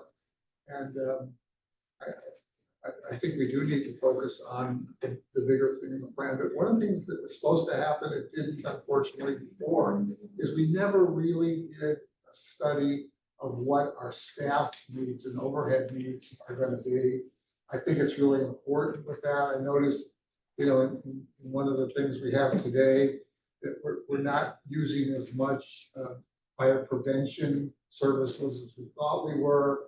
That could be because construction's down, but it might be we don't need as many people in the future. But we want to have some sort of account. I'm not talking about a fire station, because we can build a fire station almost anywhere. But in terms of an admin building, we want to have a notion of how many people it's going to expand to at some point. And make sure that whatever we're building today will accommodate that in the future. I don't think we have that, so I'd like to see us at least. I think you do, Chuck. John, can you address that, what your assessments you have done already? Yeah, so if you recall, when we did do the space needs assessment, we did meet with all the management, and we asked them not only about their storage needs, but we also asked them about their office needs. We asked them about where they thought that their staffing could potentially grow. And in some cases, some of those are coming true, and in other cases, they're not. What we attempted to do in option one, we're gonna build out administration and fire prevention, was to provide additional office space. And currently we're showing 8. I looked at the drawings. 8 people, so. Eight offices, yes. Oh, you know, Some of the offices are actually quite large and additional people could share offices if we had to, but what we wanted to attempt doing in most cases was to provide everybody their own office unless there was a specific need to have a shared office, such as having all the inspectors in one room. So we have currently showing 8 additional offices that are not gonna be filled immediately. I believe we can probably get at least another 4 offices, without increasing square footage of the admin building, by just tweaking it a little bit. okay, I mean, that, it would be helpful to kind of understand at what point would we exceed that, I mean, and we'd like to, I mean, after this is built, it seems to me we ought to be prepared for at least 20 years, if not longer than that afterward, so. Did we get a report at some point on, Sure. on our numbers needs and? Yeah, and we had some robust discussions during this process about, it's hard to look in the crystal ball and predict what the future is gonna look like with staffing, or with AI, or with, you know, our potential growth. We certainly did provide for that in the fire station to allow for something like, what if we start doing ambulance transport? There's enough room in there to accommodate something like that. And then also, a lot of what we did, because none of us really could predict the future. We just made sure that we had enough additional office space to allow us for growth in whatever areas that we may not even see right now. So, but each and every bureau was part of this conversation, you know, as we were working through the charrette with the architects and with John. So, I mean, that was contemplated and thought about, and a lot of focus was making sure that we didn't underestimate our size for growth. And I think we have some pretty good options in there already with existing space that's designed in there, and future to expand, like John said, in the existing footprint. Let me mention one other thing where I think we could use some more information also, and that relates to the square foot is not necessarily the same as another square foot. So here's a coordinated, plan where we could put it all on one site. People would be short walking distances and so forth. I think there would be operating savings in terms of things like how many HVAC units we need to maintain. On these with separate buildings, you need extra, ones. There's the landscaping, there's the utilities, there's the maintenance, there's all sorts of additional operating costs. Yes, the separation of the buildings is on purpose, and I always forget the term of art that is used for fire station construction versus office space, but the difference. Essential facilities, right? So, the cost per square foot is, I'm trying to remember what we have down there. Fire station's 1,200 per square foot, and the office building's 900. So that's done on purpose, because it makes our office space less expensive. I think it more than offsets the additional whatever systems we may have in there, but it's purposely thought out when we do that. So you're saying if the office building was actually attached to the fire station, then it by default becomes essential infrastructure? Yes. Yeah. But we fully agree. I mean, the recommendation from me was towards number one. Part of it is just the synergy that you get with having a campus, right? Yeah. And not that separation. This isn't too bad, but you get it, and you feel like a single community. It's very efficient. Everyone, just things that happen when everyone's together versus separate. I can't put a number on that. And then there's, certainly, like we've talked about, some other efficiencies that come along with this. The additional cost, let's say it's 12 or 13 million between the two.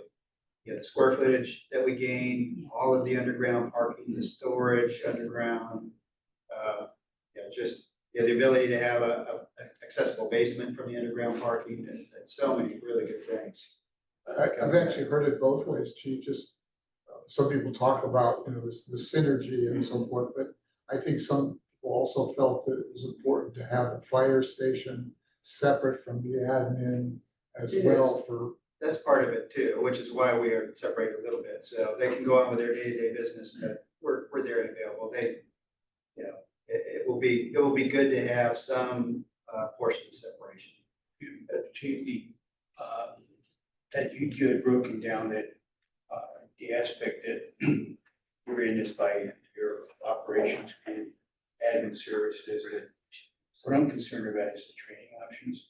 Can we do in-service? And if we had to depend on entry level, do we have enough room or classroom space in order to accommodate if we want to do inclusive training for all levels relative to that? If we wanted to go full in-house and do everything here on site, we would be able to.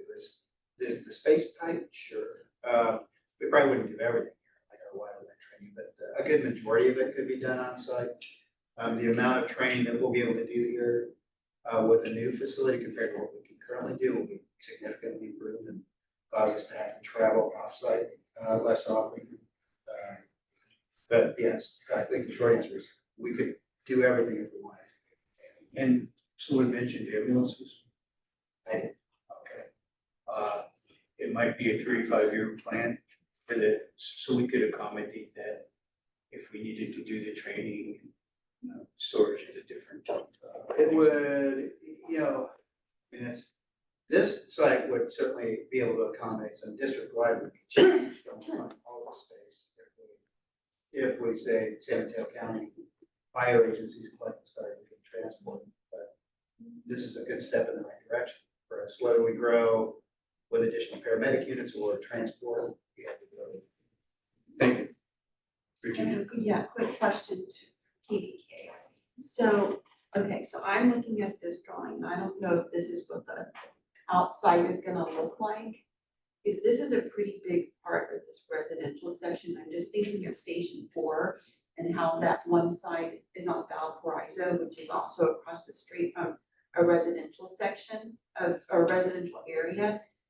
But it doesn't look as much like an office building as this. Is there any way to make this look like it would be more incorporated into a residential neighborhood instead, like maybe, I know it's not final, and I brought this up and I wanted more trees on Valparaiso before.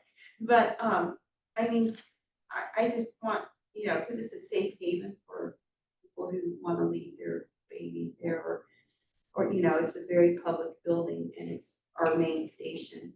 And I just think that if it's facing the residential area, I just don't want it to look as much like an office, rectangular office building. That's a very fair point, And it's a big part of yeah, that and law. as everyone knows, exterior appearance is very subjective. Yeah. Right, and you're right, on Station 4, we made a very, Big effort. big effort, Yeah. yeah, thank you for that, for the big effort in making that really fit the residential fabric, right? This one's a little bit different, I have to say. I know. It's materially different. No, I know it is, I but it mean, doesn't. look out the door. Yeah. No, I know, So- but it doesn't look as warm, and it's still in the neighborhood. Yeah, right? what we tried to do was to look at more of the predominant fabric of the town, of the area, and it's really more of a business commercial sort of influence. We know that we have the one house directly adjacent, we have a little bit more homes further down the street. What we try to do is use some of the warmness of the false wood to give it some of that hopefully warm feeling without going with hip looks and, I and like things like those that. little leaves, but Can I add two comments? Can I add two comments there? Yours. So one is, I think this is a materially different area. There's, coming up to the residence is an office building. Yeah. That's not the most attractive 1950s, 1960s shape I know. of construction office building. And then secondly, I would ask the directors to go stand at that residence today and look at what they look at today versus that drawing. And they're looking at a decrepit chain link fence with I weeds know, growing through it. I know. So from my, perspective, this is a massive improvement to the visual effect that the residents have. Even the residents going up the street, but certainly also the residents that are exactly, the one house that's across the street from it. It can't get much more improvement compared to what it is today. So that's just kind of a opinion-based observation. I mean, it is subjective. Yeah, so Robert's gonna share another opinion. This is the female male perspective. No, I think, all of what you're saying makes sense, but I think part of there's two factors to me that goes into any change in building a neighborhood. Is the consideration that you might give to who's going up and down this. Which is, even though they're not in front of us, they're down the streets. And I think being able to kind of make it to where color has a lot to do Yeah. with. And I think there's only two color schemes we kind of played around with. I think they kind of need to look at some more color-free schemes. That may soften some, but still give the business atmosphere, not necessarily at a child playground kind of thing. Yeah. But I do know This makes that sense. colors can make a difference. It may not change the world, but it can change some of the attitudes and some of the perception of what's over behind the buildings in and of itself. More trees may do the trick too, the types of trees, the color of certain trees, but that line that you see running across there is pretty, like that line is pretty, it's there.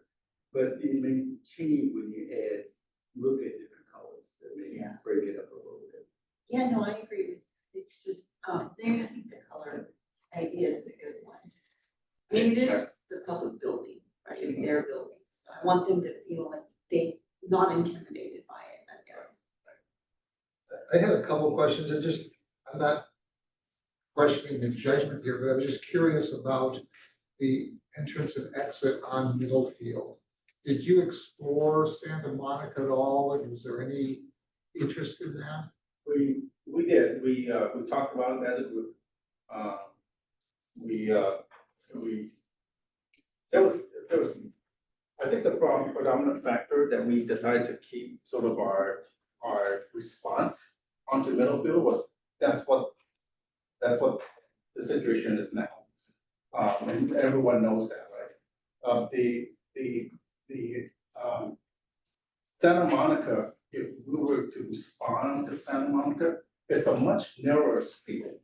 So to allow for the turning that needs to happen, that's what's gonna be a challenge. And the second thing that would have been a challenge was if we were responding on Santa Monica, we made this turn, now we would deal with this traffic anyways, right? So why not make it direct egress out? So that's sort of the. That kind of ties into my second question. Did you have to look at it all, or we look at the potential construction of the Sunset property just down the street? Did that factor into any of this? You're not even aware of that. Yes, just kitty corner to our admin building down there, there's somebody Oh, trying yeah. to use the builder's remedy to build a 431 Building. giant. So no, I think the answer Building is in the no. area. Oh, okay, We didn't take that into consideration. okay. We're very aware of the project. The last question, I guess this is ignorance on my part, but if there was some reason that we wanted to reconfigure 30 years down the road, could these training towers be converted into either residential or office buildings, or is the construction not up to that use? It's the tower, the construction of the tower is a completely different method. And it's really not suited to be converted to a office type of environment. So I would say no for the tower, but the admin building proper has a lot of flexibility on pieces that could move in the future. Much of the internal walls are not going to be barren walls. They're not, so they could be very easily demised and repurposed into different shapes if that was a need that comes up. But we try to forecast what the best scenario is now, so that we won't have to go through that cost later. Okay, thank you very much. Go ahead, Robert. So, Chief, based upon some, I know you mentioned about, possibly sort of animal service, but you'll bring in some more, staffing to that. In that regard. Are there any other areas of growth that you think that conceivably areas that might take place here beyond just what you mentioned about families? In the report. For the site specifically, or just For the distribution. I think there will be at some point in time some opportunities to add more units in places like East Palo Alto, where we have our highest call value. They will be things that would be based on something we'll talk about a little bit later, and that gives some of our data analysis that will point us to add more resources. But growth wise, I mean, there is, ambulance transport is an option. There's been some other things that have been talked about, I'm forgetting the term right now, but it's something that could involve some other form of service that we might provide. That could involve nurse practitioners and, some kind of response unit that actually responds and treats and prescribes, and there's no transport. That could come from one of our things, something that Mesa, Arizona is doing right now. But there's innovative things out there that might happen in the future. But whether or not they belong in our district is something we'll have to talk. So the question is that if I know it, as we go through and build these new facilities like six for East Palo Alto, for example, there are spacing, I think, that potentially could be used, looked at for housing additional individuals or programs. It's not just, I don't know, I just assume that there are not a whole lot, but maybe just a few, and everything doesn't necessarily have to be absorbed here at Station 1. Sure, and they can be spaced out, yes. That conversation came up about, we might have a staff of drone pilots. Right. Who knows? So at some point in time in the future, and they could be staffed up 24/7 potentially. And my crystal ball is not clear enough, but I think we have ample space built into this plan to allow us quite a bit of flexibility for whatever may come our way. At least on this side, not on every side. Okay, Virginia, I'll let you ask your last question, Oh, no, I was, and then we're going to move the discussion to Well, I was the gonna board move- options. I was gonna move that. Okay, So I was gonna say, I don't know if you want a motion to, I mean, obviously to accept the report, which by the way, I thought was excellent, so thank you. And, I guess, number 3, which is adopt a project, but, so I would like to propose that we go with the option A or option 1, right, which is the budget of right now, 121 million, but I don't know if that would be the projected, but, I mean, do you need more than that? no, so sorry, Is John. it- So I think the only thing we're really authorizing through this discussion, Is directive and we number should have a 2. motion, is to Authorize the bias of the board being option 1, which would direct staff to begin the work directive number 2, Okay, which is the certain development services in the amount of $1,059,000. okay, so And that's the allocation that John needs to go to the next step of the process. I remind the board that there'll be plenty of opportunity to continue to have board input into the design elements, the look and feel of buildings and so forth. But relative to schematic design development services, to get to that phase okay, is the allocation of the $1,059,000. okay, so I will make a motion to go with option 1 and to authorize work number 2, director number 2. Was Okay. 159, $1,059,600. 1.5, basically $1.6 million. Correct. Okay, there's a motion for that. Is there a second? Second. Okay, Robert has seconded. Any further discussion? Okay, all in favor? Any opposed? Okay, so unanimous. You've got your directive. I'd like to thank the architects for coming in, thank John for a tremendous amount of work to get us this far along. And it should become a more efficient process as they focus on a single option, instead of having to continually refine 2 options. Right. But thank you very much for participating in Yeah, the board thank meeting. you. Okay. Thank you Did all. I miss the $1.6 million in the report? Was that 1.06? Oh.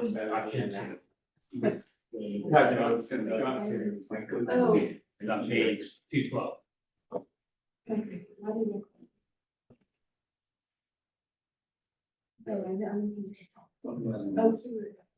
All right, I guess we missed public comment on, but there's no public here, so I think we're okay.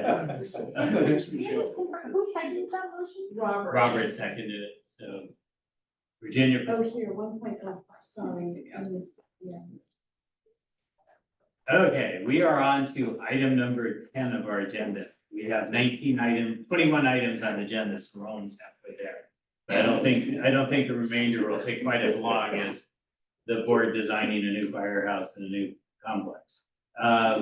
So this item is to adopt a resolution authorizing the fire chief to execute a side letter of agreement with San Mateo County firefighters, local 2400 for the 40-hour battalion chief assignment. You'll recall this was the discussion we had previously about the leadership for the FEMA task force. Okay, so Rob has motioned it. Second. And Robert has seconded the motion.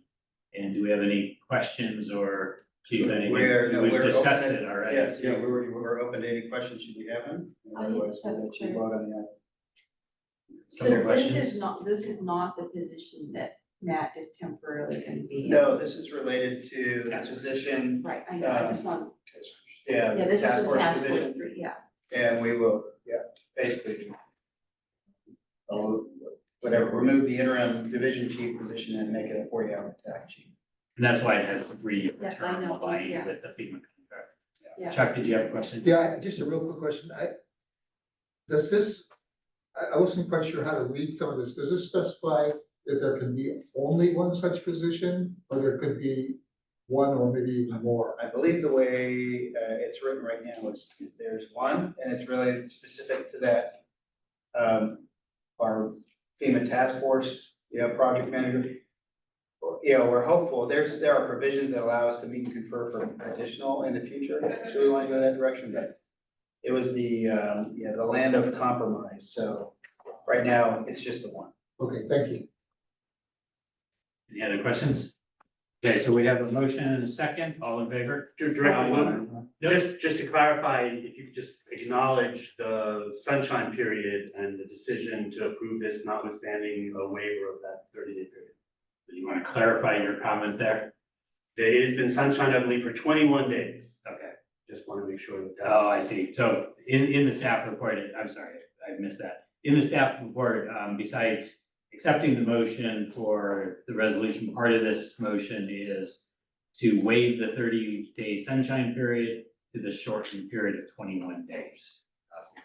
And does That had to Jarvis do want to with- amend and Director Jones second the amendment? You good with the amendment? Yes. And second, yes, they have amended. Thank you, sorry for Yeah, interrupting. all in favor? I, Any opposed? Okay, that vote is passed unanimously, thank you. And the next one is to approve by resolution the annual adoption of district's revised investment policy and district treasurer designation for fiscal year 24-25. And just keeping with the practice, I'll ask for a motion and a second, and then we'll have the staff report and discussion. I'll move. Okay, so Virginia moved and Rob Solano seconded. And now we will have the discussion on the district revised investment policy. I will tee it up and hand it over to Elaine. This is an annual item. Also, this was reviewed by the finance committee with a recommendation that go forward and be approved by the board. With that, I will turn it over to Elaine for any comments or questions. That's all you, Elaine. Whatever you want, whatever you're Okay, thinking. so, so good evening again, everyone. So essentially this, agenda has two parts. First is the actual investment policy, and the second one is, the delegation of the district treasurer for fiscal year 24-25. So for the first part, again, as mentioned earlier, on a yearly basis, the policy is reviewed, and modified for any changes in the language or any state requirements. So the last time that we adopted, or revised our investment policy was last July of 2023, when we actually hired BFM as our investment advisor. So now, staff, took a look at the current, policy, and determine, whether, if everything is still aligned with, our goals as well as our risk tolerances, in relation or relevant, to the concentration limits, in the different sector categories, that the district may invest in. So upon review and recommendation from the finance committee, we are actually suggesting or recommending, two major changes, not really major, but two, changes, with the policy. One is, we just added, a clarifying language, to the ABS and MBS, investment categories to comply with, the California government code.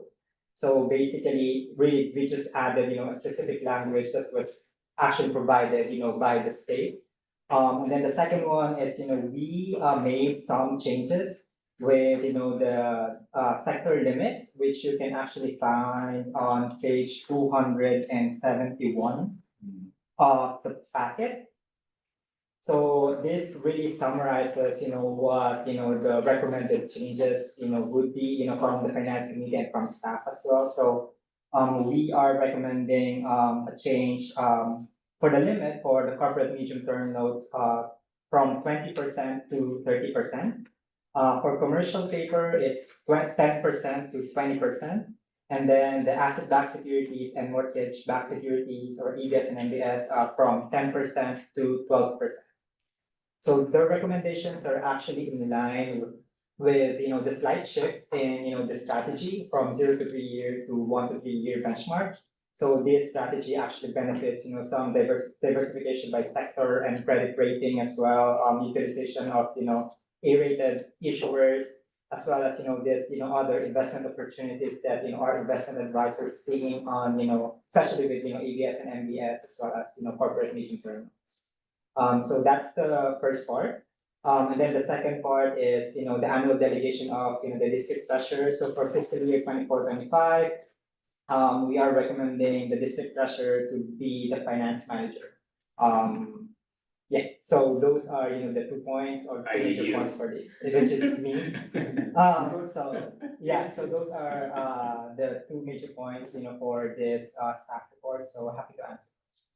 So can I just make one comment, something the finance committee discussed? I don't know if Virginia was gonna make the comment, but our recommendations, I would just highlight that on page 271, that they are lower than the state maximum. The initial request from the investment managers was for us to go to the maximum for the state. They also had some proposals that were submitted to the investment committee and to the finance committee, I should say, to increase some of the concentration, the maximum percent with one issuer. And the finance committee settled on lower numbers to take a more conservative approach with our investment policy than what was being recommended. I was gonna say that all of those changes are reflected in this document. And Gary and I were on the same page without even realizing we were on the same page until we were having the discussion. And it was really just to make sure that we kept in mind principal preservation of the funds. That's why we took a more, conservative approach, which I think was the right thing to do. Sure. Questions for Blaine? Go ahead.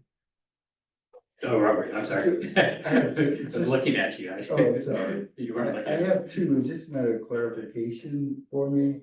On page 262, and I kind of unfamiliar with that term, is Supranational. Supranational. I noticed that you had based at a maximum of 10% of the city's investment portfolio. Is that a typo in terms of? Yeah, that's a typo. Okay. We'll change that. It's gonna be for the district investment portfolio. Okay, I just wanted to sort of did read it a little bit. The first question I wanted to, clarification, is go back to page 255. About halfway down the memorandum, it starts with, assets back. You see that part? ABS. You see that? Yeah. Okay, as well as, mortgage-backed securities. Right. Can make up to 12% of the portfolio. And then with the commercial paper, make up 20% of the portfolio, and corporate term note can make up to 30% of portfolio. When and so when I added those up, it came up to about 62% or whatever our portfolio. And then if we got 100%, I was going to base of 100%, and so where's that other 30% of the portfolio will consist of? And if that's tied back into, I think going back to, sorry, I didn't write it down, go back into where that money would come from to do the investment. So if that ratio is 62%, and then where the other balance, is it gonna come from the same source of funds or from another fund? Does that make any sense? Do you mind if I address it? So if you go to page 271, Robert, which is the chart, I'll let you get there. It's just the easier way to look at it. The one with all That's that one right there. Okay, Yeah, so if you see the column that has the red lines, the maximum percent portfolio. So what an investment policy does is it establishes the maximum that the portfolio managers can put into any one category. Mhm. So they could never have more than 30% of the investment in certificates of deposit. Right. Just the same, but within that, they can play with the mixture up to these maximums. Mhm. So what it does is by doing it this way, obviously this adds up to much more than 100%. But they have to live within, they only have 100% of the dollars to allocate. But this establishes a maximum for each category. Right. So when you go to something like asset-backed and mortgage-backed securities, which are traditionally viewed as riskier than, say, CDs or treasury bills, Right. then what the investment committee and staff and the finance committee did is say, okay, well, we're uncomfortable going up to the state maximum of 20, so we're going to keep you at 12% max. Right. So our portfolio could never have more than 12% of that category. It doesn't mean that it'll have any percentage, there's no minimum in it, but it cannot exceed 12%. As an So, example, just let's see if I answered the question. Well, maybe I misinterpreted what this paragraph was making reference to. Is, Yeah, I think on the paragraph you're talking about, Director Jones is highlighting the changes, and that's why I don't list the three. Because those are the three that you actually asked to change in the policy. oh, okay. And those are the three red Right. lines that are on this Yeah. table. Okay. Yeah, so essentially, again, as Director Blue mentioned, these are like the maximum amount or maximum percentage limit that we can invest in. So in terms of like the 100%, we can have like, all 100% of our portfolio, let's say for US Treasuries, because we don't have, a limit for US Treasuries. Right. So that is completely like, 100%, for our current portfolio. So for that, limits, again, those are just the maximum limits, but that doesn't mean that, if we exceed, that limit, like if we actually exhaust, that limit, like 30, 20, and 12%, that's 62%, right? Then that, the remaining 38% will really just come out of, the rest of, the investment categories here. Because again, we have to play around with the numbers because all of them, doesn't really add up to 100%. Now we can have like, different combinations. We can have like 12% for ADS, we can have mutual funds like for the rest of the 78%.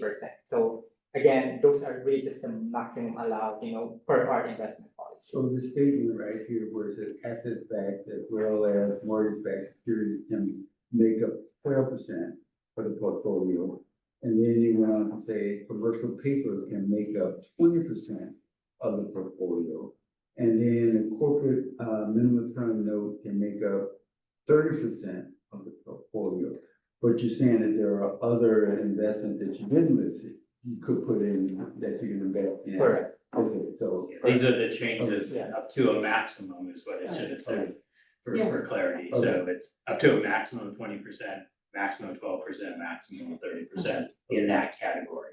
Yeah, because I was trying to look Yeah, at, we got some funds over here and we're gonna take, 3 of these and we say, oh, we're gonna max out there and invest, these funds that we have here. So, but it only come up to a certain amount, and I'm just trying to figure out where the balance of that 38% is gonna come. It's easy to get confused by the memo, and what's interesting is that when they presented to the finance committee, we focused on the table. Yeah. And that's where we had all the discussion was on the table, which is where it's actually easier to understand it.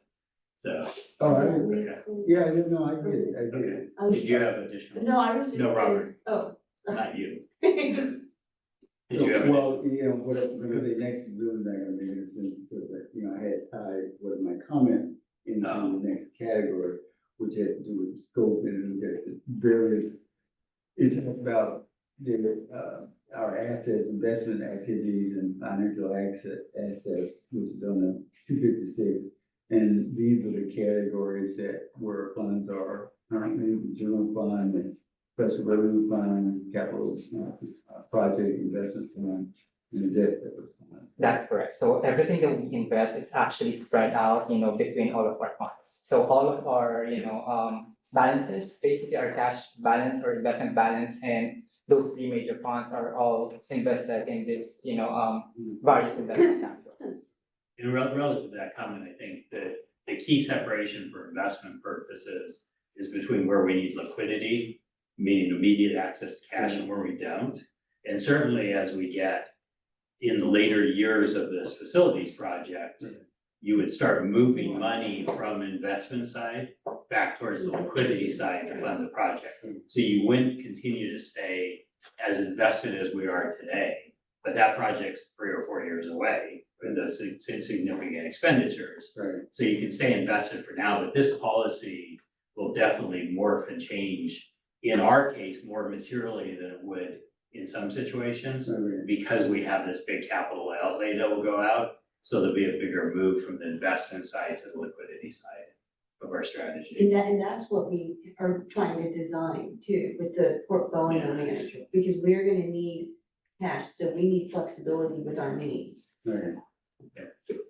Go ahead. If you have a follow-up, go ahead. No. Otherwise, I'll go on to Chuck. Yeah, we can talk about it, because most of it relates to financing, the station.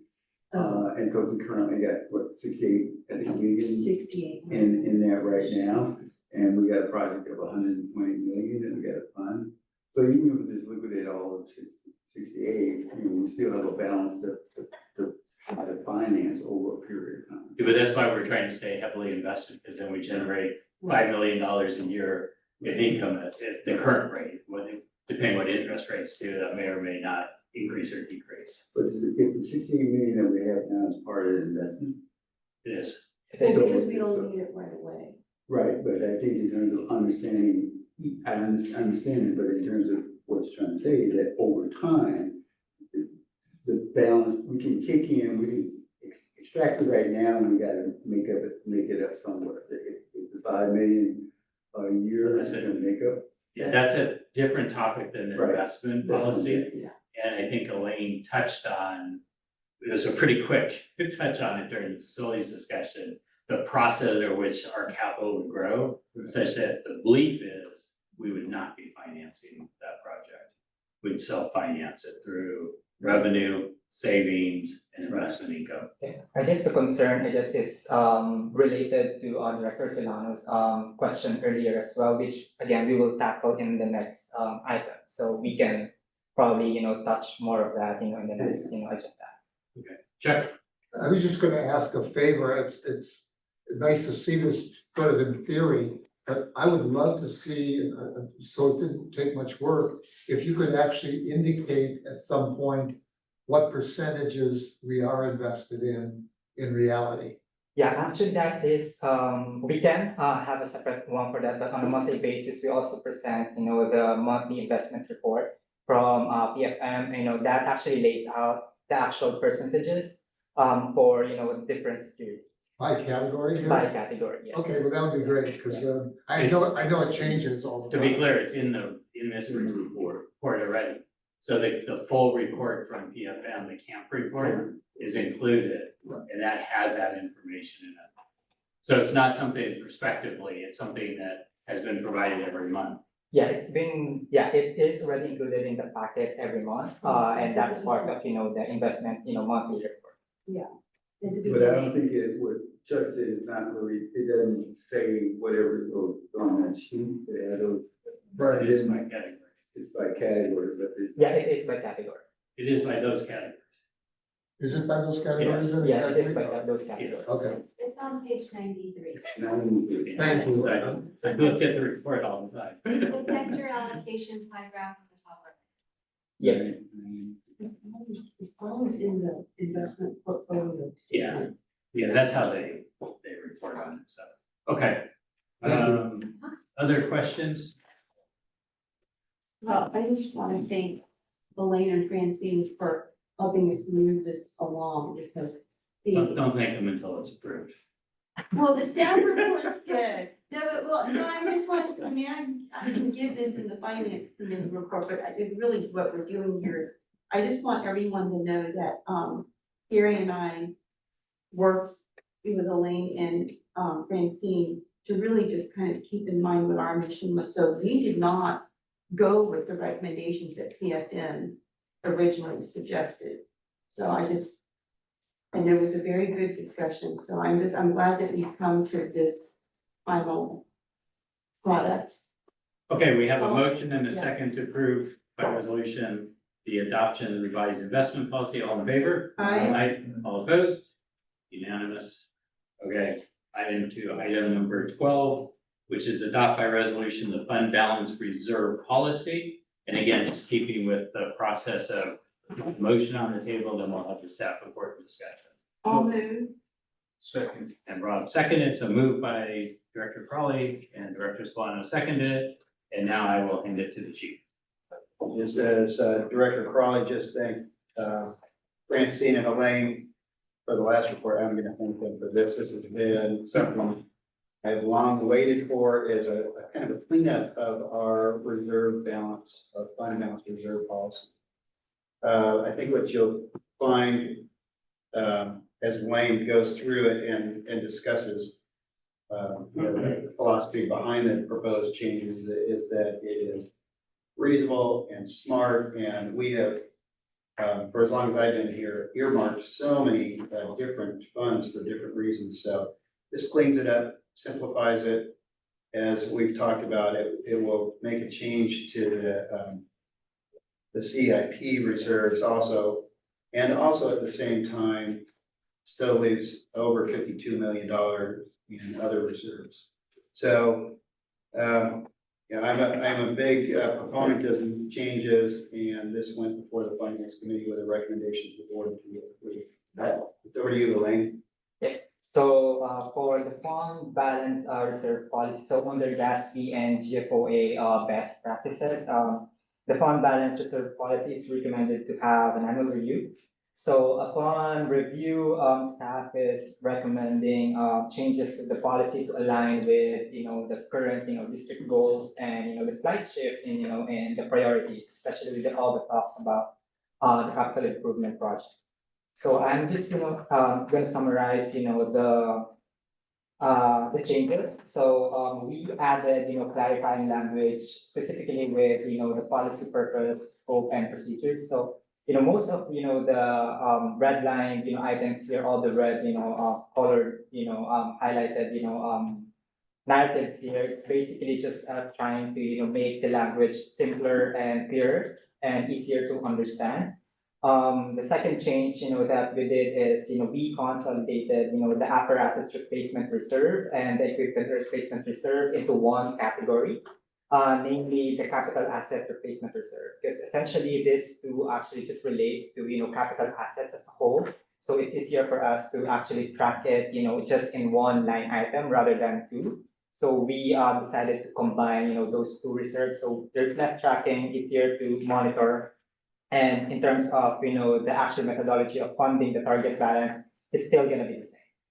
The third change is relates to the removal of some of the categories initially that we have with our current policy. So we removed the FEMA deployments reserve because I know there's been a lot of talks with this specific reserve, because this reserve is essentially it's reimbursable. So we get reimbursements from FEMA for all of the deployments. So we don't necessarily need this, specific reserve. So we decided to actually remove that, and if ever, there's a need, to have like, a certain amount of money for deployments, we are gonna cover that, in the budget process, plus in, any other reserves that we have currently.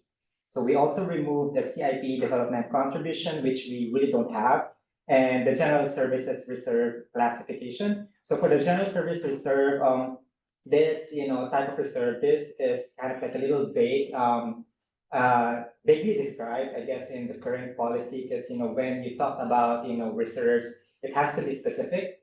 But, having a general services reserve, which basically can, cover for, some, unexpected like changes or, budget, deficit or things like, legal expenses or anything of those sort. It's, it kind of like defeats the purpose of, setting aside, a certain reserve, again, for a specific purpose, because it's too general.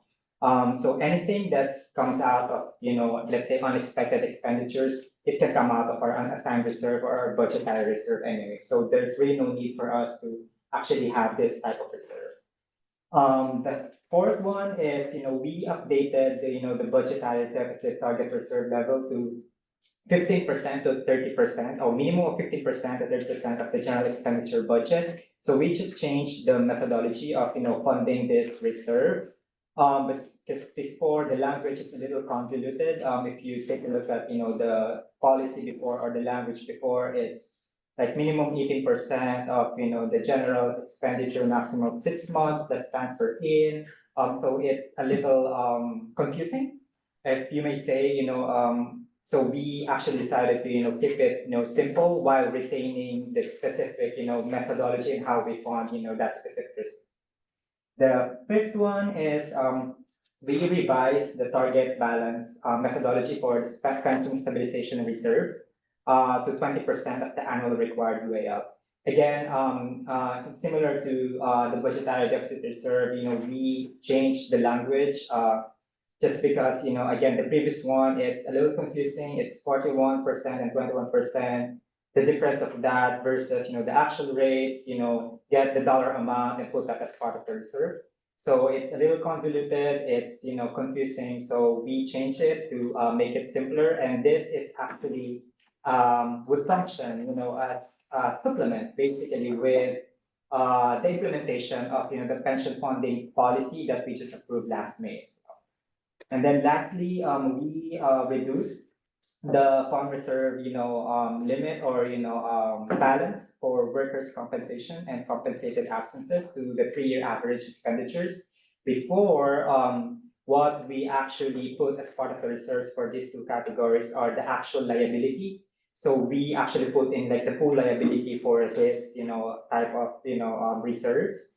But, we figure out, it is, impractical for us to actually put so much reserves, which, for these two categories, which, we know for a fact that is not gonna happen, or if it's gonna happen, it's very remote.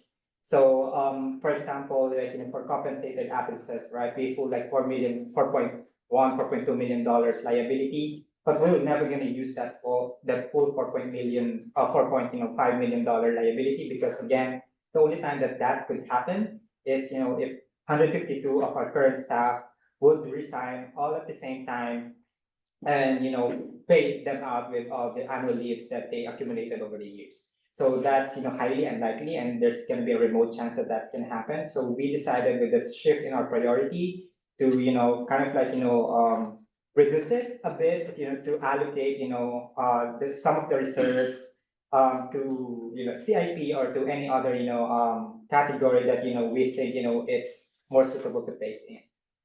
So we reduced it to 3-year average, expenditures, for both of the categories. So again, these changes, allow the district to, allocate more funds to the CIP projects while still maintaining sufficient reserves in the general fund for operating expenses. So attachment, I think this is attachment B on page 286. So this is, if approved, if the changes are approved with, the fund balance reserve policy, this is, what it would look like, the proposal, if we implement those changes. So as you can see, budgetary deficit remained the same. We did not, change anything on this. Right now with the methodology, we're at 25% of, the target level. We have like 50% minimum and 30% maximum. So we are basically on top of, we're basically funded, with, our budgetary deficit reserve. So we are not looking into changing or adding more into it in the near future unless there is a need. For FEMA deployments, we are proposing again, we're removing it, so now it's 0. Apparatus replacement and equipment replacement, the combination or the sum of that is, just gonna be transferred or into the capital asset replacement reserve, because again, we combine those two categories. CIP development contribution, we remove it, so now it's gonna be 0. Capital improvement projects, I'm gonna go with this last, but essentially this is, just, everything that we applied for those changes and the increase, the net increase for that, we actually put into the CIP reserve. That's why right now you see that 66.7 million with the proposal, it's gonna be 78.6 or $78.7 million as of April. Encumbrances, that's self-explanatory. Pension stabilization, so now it's $311,000 with the new reserve methodology. General services, it's 0 since we removed it. And for the last two, workers' comp and compensated absences, it's $630K and $542,000, which is again, with the new methodology of having just a 3-year average, annual expenditures for these two categories. And then the last two, that assigned fund balance, this is essentially the residual balance between the current revenues and the expenditures. So we are not proposing any changes as of now for this one. But what we're gonna do is, at the end of the year, which we typically do on an annual basis, like in October, like this, right now it's $27 million, right? But this is a moving number. So it could be 25, 22, because we still have like 2 months worth of expenditures. So if we're projecting like for an assigned, fund balance to be like $22 million. So essentially the balance itself, once we figure out what that amount would be, we're gonna have some recommendations once the fiscal year end close, and we will have to present that to the board in October. So right now we don't have it, but we will have it in October once we finalize those numbers. So so basically this is the proposal after the changes, and to Director Jones and Director Silano's points earlier about the CIP balance. So after the proposal, again, it's gonna be $78.7 million. And again, if we're moving towards, the option 1, which was just approved earlier, which is $121 million, I think the short answer is, I think we will get there, because right now, again, if it is approved, we will have $78.7 million, right? But on top of that, the unassigned that you will see here earlier, that you see here actually on the report, it's $27 million. I mean, let's just say it's gonna be like $23 million, like at the end of the fiscal year, because of the expenditures that we still have to make. So if $20 million of that, we recommend, like hypothetically, we recommend to allocate to the CIP at year end, which is gonna be in October. So on top of the $78 million, we're gonna have that $20 million in addition. So that's already like $98.7 million, and that's just as of fiscal year 2024, which is at the end of this fiscal year. And to get closer to that $121 million, right? We are actually projecting like on a yearly basis like $15 million transfer. But for next year, we already have an approved budget for the transfer into the CIP, which is roughly around $18 million. So $98 million, plus that budget that was approved for the next fiscal year, 18 million. So for the next year, at the end of the next year, if everything goes well, we'll probably have like less expenditures, that we will incur for the current projects. We would probably have like around roughly 112 and $116 million at the end of next year. So we're getting close to that. And then for the succeeding years, again, the construction is not going to take place like until like 3 years after. So I think we are positive that, we're going to meet, that goal, with, of course, this strategy shift with our reserves right now, if approved, plus, the future, savings, that we're going to have with our, revenues. So that's it unless, there's questions. Go ahead, Ron. It's just a tiny question, it's just, and thank you, I mean, that was. Yeah, I think we can, we're gonna need to get there pretty quick. But on page 285, just for clarification, it talks about replenishment of reserves.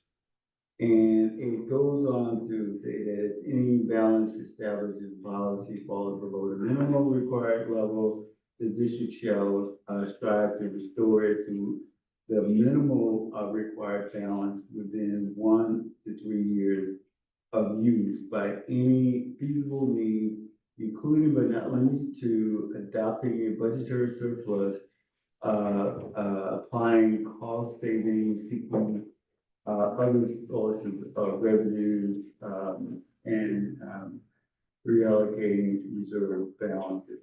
Is there, I assume that the areas where we invest, that's what this is kind of somewhat referring to? That in turn, because it's a replenishing reserve or the reserves that we have.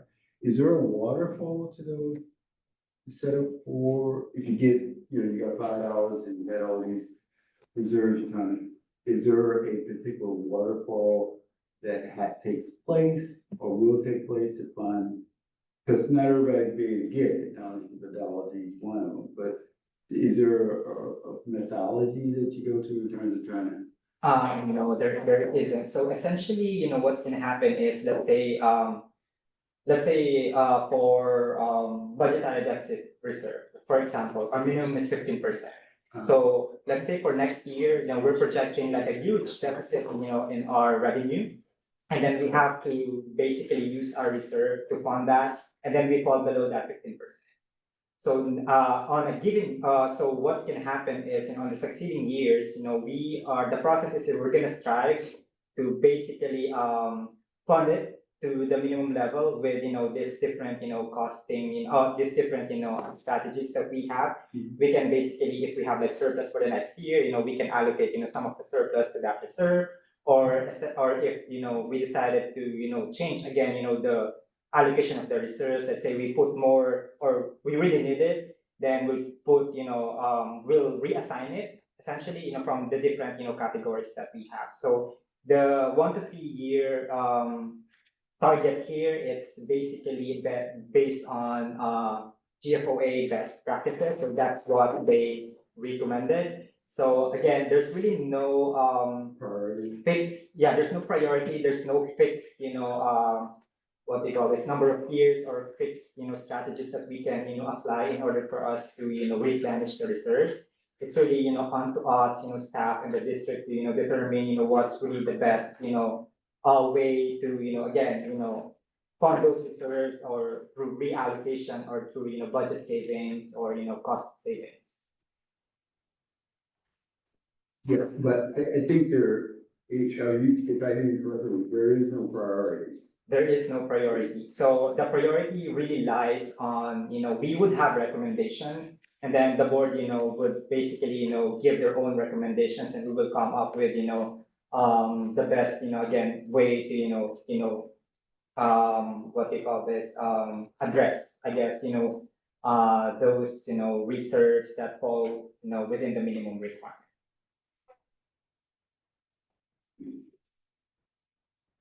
Are you following this?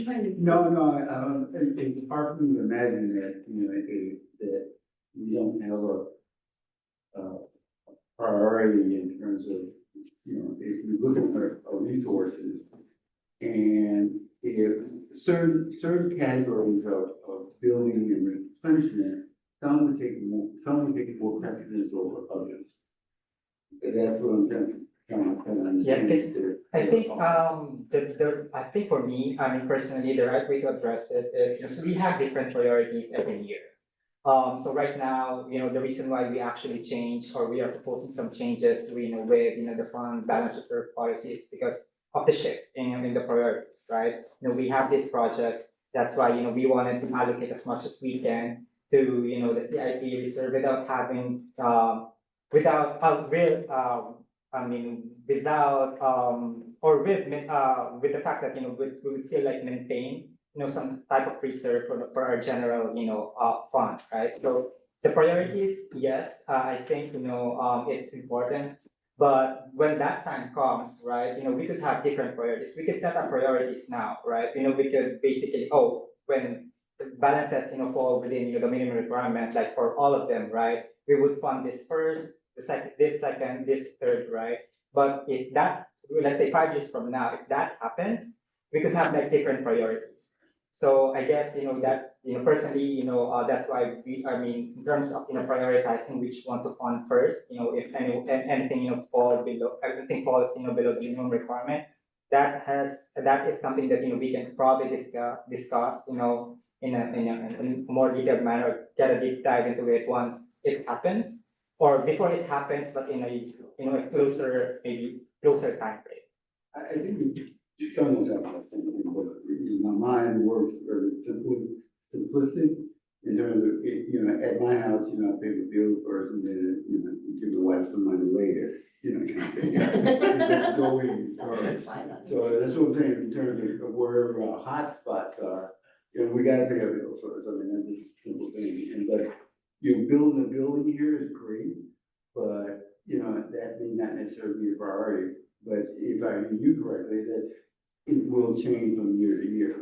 Yeah, it would depends really on, what the board, is prioritizing in a given year, or, what the long-term, goal is. But, my point is, it could change. So if we set like priorities now, let's say, for just that specific, section or area of, the policy, right? If it falls below that minimum, then, we would end up, having to change it, again, once it happens. So, I mean, for sure, we can definitely do that, but again, personally, I think, that's something that, we can, tackle on once, it happens. Let me make two comments on it. One is, so the purpose of this paragraph is really to suggest that the policy has a provision that says, should a reserve fall below the minimum, that we're going to replenish the reserve. That's, item number one, that's the priority, is replenish it. If you think about how things get prioritized, let's say you took an extreme view and said, hey, next year our revenues drop by 50%. You would go to whatever reserves you have, including the capital improvement fund, and say, well, building a building would be secondary to staffing fire response services. And if our revenue was 50%, we still have the same response services, we'd be tapping into that fund and revisiting the building. So I think it's virtually impossible to come up with a set of predetermined priorities, because you'd have to have a predetermined set of priorities for different sizes and different scopes of risks to your reserves. And you'd get into this very theoretical world, it'd be a multidimensional table. But I think the point of it is, from my view, is that we have a provision that says we will replenish the reserves. And secondly, we have a very large pool of money under which we could move money around to accomplish that goal. And then, to Elaine's point, the priorities that you would apply to that decision would be the priorities at that point in time. I don't know if that helped or confused you more. It's a different thought, I mean, Yeah. and that's okay. It's a different lens to look at It's it. a different lens to look at, I have to process that, like, for me, it's a matter of, there are certain things happening in life that are priorities, so we can look at it, and they take precedence over anything else. Yeah. I think that's true. I mean, if you have a medical issue in your family that has to be paid for, it's going to take priority over probably anything else. And I think the same is true here. It's just that I think for dollar amounts that are in this size, pre-planning what all those possible scenarios are is difficult to impossible. But having a principle that says, but we will work to replenish the reserves, I think that's what's key. And that's what it is. That's what that, You just stand this principle. that's The correct. guiding light, You're correct. go by. Chuck? I applaud the changes here in terms of having fewer pigeonholes, particularly pigeonholes that didn't make any sense and so forth. So I think this does two things. One is it gets rid of things that didn't make any sense, and two, I think it highlights the things that are important, like a new, building or whatever. I just have a couple minor suggestions, and I'm trying to be helpful and not critical here. One of the things that I liked about this is it's regularizing the vocabulary and so forth. And there was one that caught my eye and then a couple more. I just want to mention to you on page 284, for example. In the middle of that chart, it says CIP facilities. But if you turn the page, it says CIP projects. Again, there's no doubt about what we're talking in this case. But if you look at the next one, it says PERS stabilization on page 284. And then on the next one, it says pension stabilization, and I wasn't sure they were the same thing. Yeah, Director, it's actually a little confusing on, the report because it's red line, but essentially, this table, it's actually a picture before. So, basically this table is gonna get replaced this is gonna get deleted completely. Completely, I Yeah, see, so okay. the table that basically would replace this is the table above it, which is page 282 and 283, which is aligned to the language on top of it. It's called number 5, basically, right? Correct, yes. Okay, so 5 replaces 6. Correct. Okay, so I was gonna mention encumbrances, but it's in both. Okay, sorry, I had trouble. I wasn't sure what was happening there. This is tough when you do a red line on a document where you're essentially throwing away the whole document. Well, and where the color's already in there. Yeah. Anyway, so, okay, anyway, I think, again, much improved. Thank you. I appreciate the regularization of this. Any other questions, comments? Okay, we already have a motion and a second. All in favor of adopting by resolution the fund balance reserve policy? Aye. Any opposed? So passed unanimously as well. And thank you, Elaine, again. And we are moving on to item number 13. Discuss the board's president's position regarding public comments by Zoom. I guess that's me. So this was asked for by a couple of directors after the last meeting. This refers to the change that I established, which was within my discretion to change, which was, and it's the discretion, to be clear, discretion of the board to overrule my decision on that as well by majority vote of the board. So but this had to do with the change of only allowing public comment at our meetings for those people that are present in the room, physically present in the room, not participating by Zoom. And this is essentially going back to what I think was characterized as the original Brown Act principles, the Brown Act before COVID. And the Brown Act principles allowed us to do that. To be very clear, it was in response to the unfortunate event I witnessed at the Atherton meeting, but subsequently found out has occurred at many, many different public meetings where individuals with racist, political, relatively unfortunate and disgusting rhetoric attend a meeting by Zoom that are not necessarily from the district, happening on a national basis. And they disrupt the meeting with horrible rhetoric that is disturbing at best.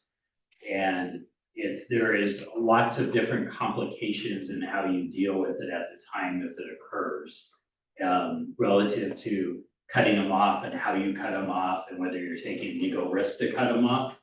So in my opinion, given the fact that we have relatively few public comments by Zoom, and we have relatively few participants that comment by Zoom, I didn't feel like we were giving up as much of anything to eliminate the risk associated with us having one of these unfortunate Zoom bomb events occur at our board meeting. And so that is why I went ahead and made the change at that point in time, because there was an acceleration of these attacks that was going on at that point. Don't know if that acceleration is still continuing or not. And it does not prevent any of our residents and the public from commenting in person at the meeting. And it was also my view that generally speaking, where we hold our meetings is within an easy location for people to participate in person should they have public comment. So that is why I made the change, and it is certainly at the discretion of the board to overrule my recommendation that we continue with that approach. And I'll gladly open it up to any questions or comments. Jack? I agree that we haven't had much Zoom participation, but I would say that we've had more Zoom participation than we've had in-person participation. And I'm all for increasing participation. I think this is an example potentially of where we're avoiding a problem that's never occurred, and I don't quite understand, and I mean, it'd be great to get a briefing from our attorney, but I don't understand what the risk is for basically cutting someone off at the point it becomes a problem. So how should I say, I agree with your interest in decorum, and I don't want those kind of comments either, but I would love to see more people involved in our meetings, and it's not easy to come to a meeting. They last 3 or 4 hours. If your item is somewhere between item 2 and item, 28 or something, you could sit here for 2 or 3 hours to be able to make a 3-minute comment. So I just think that's asking more of people than they're willing to give. So I'd recommend that we suspend doing anything until it becomes a problem. Yeah, I think, my perspective on it's not a matter of if it occurs, it's when it occurs. It's been happening, I did a fair amount of research on it's been happening at meetings of all different sizes and scopes, so special districts, city councils, town councils, other things. I'll let council address the question about, kind of what happens when it occurs as to what you can and can't do at that time, because that was a consideration that led me to the decision I made as well. Sure. First Amendment is a tricky concept to pin down. So it's a little hard for me to tell you with exact black and white parameters what you are and are not allowed to do. And even if I could, all of those black lines are subject to challenges. So someone who gets cut off could challenge that. And even if they would be unsuccessful in challenging that, it could become a nuisance or worse. But the best way I know to answer your question is that you may not limit someone's speech based on the viewpoint they are expressing. And if at the spur of the moment, you are essentially the board chair, whomever it would be at that time, is essentially applying their discretion as to what viewpoints are permitted and not permitted, absent a lengthy tome of a process saying we allow commercial speech, but not commercial speech that's for a product that does X. And we don't allow political speech, but we do allow political speech if it's related to Y or Z. It becomes very complicated to draft those kinds of boundaries. There is ample case law about the First Amendment rights of people with abhorrent views. And so cutting someone off because you have to define their viewpoint abhorrent is risky. How risky? Impossible to say in circumstances, but it's a risk that you may choose, and Director Bloom chose. Let's not have any risk. Why should we risk allowing someone to make what I consider to be abhorrent? Is it a financial risk, or what kind of risk is it? Litigation risk, which has as part of it financial risk. Is it, and I don't know, but there's case law about people who had to pay some sort of financial penalty and. It's not about the penalty, it's about the legal cost of the litigation itself. Yeah, so that's precisely what I mean, litigation risk,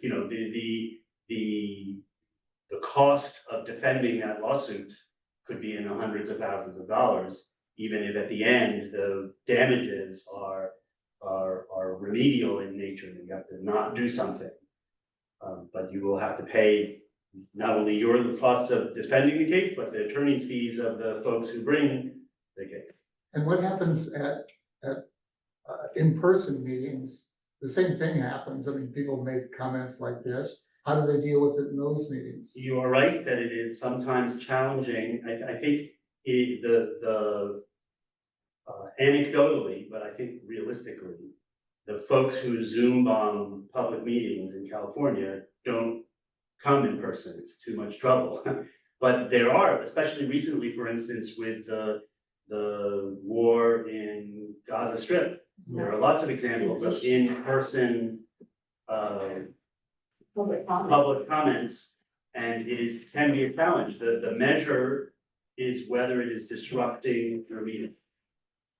So, and that is it's not, I can't tell you in the abstract what that means, but if someone's, if you have 100 people lying on the floor of your meeting, maybe that's a disruption to your meeting, maybe not. If you have people shouting and you can't talk, that's pretty clearly a disrupting of the meeting, and you can limit disruptive speech.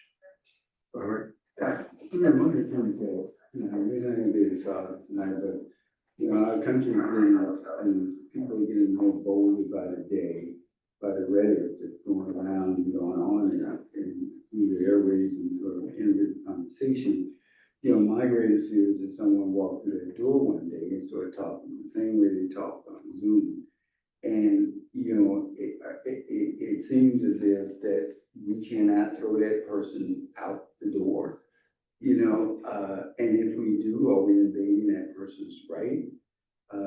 If we do that, because then now I don't see the difference between being on Zoom, shutting them off versus throwing them out the door to come through here. Because they come in and start calling me the N-word, I definitely was gonna take one of the chairs and bust them right upside his head. That's just me. I've been experienced too much in my life, and I'm not just gonna, that's my level of toleration for it. So now am I gonna get sued, or the district gonna get sued because I bust him upside the head with a chair? To get him out of here? What's the difference between on Zoom? Do you want to? I just repeat what I said, which is, there's just a practical distinction that experience over the last few years is that these frequent Zoom bombers don't show up in person. That's just not what they do. Yeah, they, in the past, now. There's nothing preventing it, is the short answer. There's nothing preventing it other than the practicality of it takes a lot more effort to get in your car and show up in person than it does to click a link on the web. I get that, but I'm also saying that as our society gets more and more in peril, the way as I see it these days, it's just a matter of time. There are other techniques to deal with it at the point in time, one of which is you can pause the board meeting. So you don't have to allow the meeting to continue, you can suspend the board meeting and then pick up the board or adjourn the meeting even. So Steve and I went through many of these different scenarios of all the different things you could do. It just happens that by eliminating the risk associated with the Zoom piece of it, in today's world, sitting here today, we are eliminating the predominant risk that I perceive to be out there. And it's a relatively, and it does bother me to Director Bernstein's comment that says, hey, we further limit public comment on our meetings. And it's kind of one of these societal costs of something that's going on out there. So it's not something that I celebrate doing as much as being on a practical basis of, number one, being able to have proper decorum in our meetings and not expose either our board, our staff, or our public to those kind of comments to reduce that risk. And number two is so as to avoid legal risk of dealing with it inappropriately and then ending up with a large liability of litigation costs. Virginia? So having personal experience with people from the public who have been disruptive and disrespectful and very caustic. I mean, this is not anything different from what the original Brown Act has outlined that we can do. So we run the risk all the time of someone coming in, I've had to actually stop a meeting, right, or adjourn a meeting. But I don't think I've ever adjourned one, but I took a break, right, from, one of the meetings, and I think that, the physical, when you're physically here, you're really gonna make the effort to make your time worth your public comment, right? And I think that, we have to pay, we have to be respectful for anyone who makes public comment, but I think if anyone's gonna take the time to come here, they really care about the issues that we're talking about. They're gonna be talking about, hopefully, even if they're not on the agenda, like if you're making a general public comment, they care enough to come and talk about their concerns about the fire district. And having this possible unnecessary disruption really doesn't get the business done, which we owe it to our constituents to get the business done instead of having all these other distractions. And I've had to deal with other distractions before. And it's just, and where people actually have tried to stop the meeting so we couldn't get the business done. So I don't think that this is regressive. I think this is just in line with what we've always had. And so I don't think there's anything that's being taken away. I mean, that's how I look at it. And just to note too, that people still can provide public comment and not attend the meeting. They Right.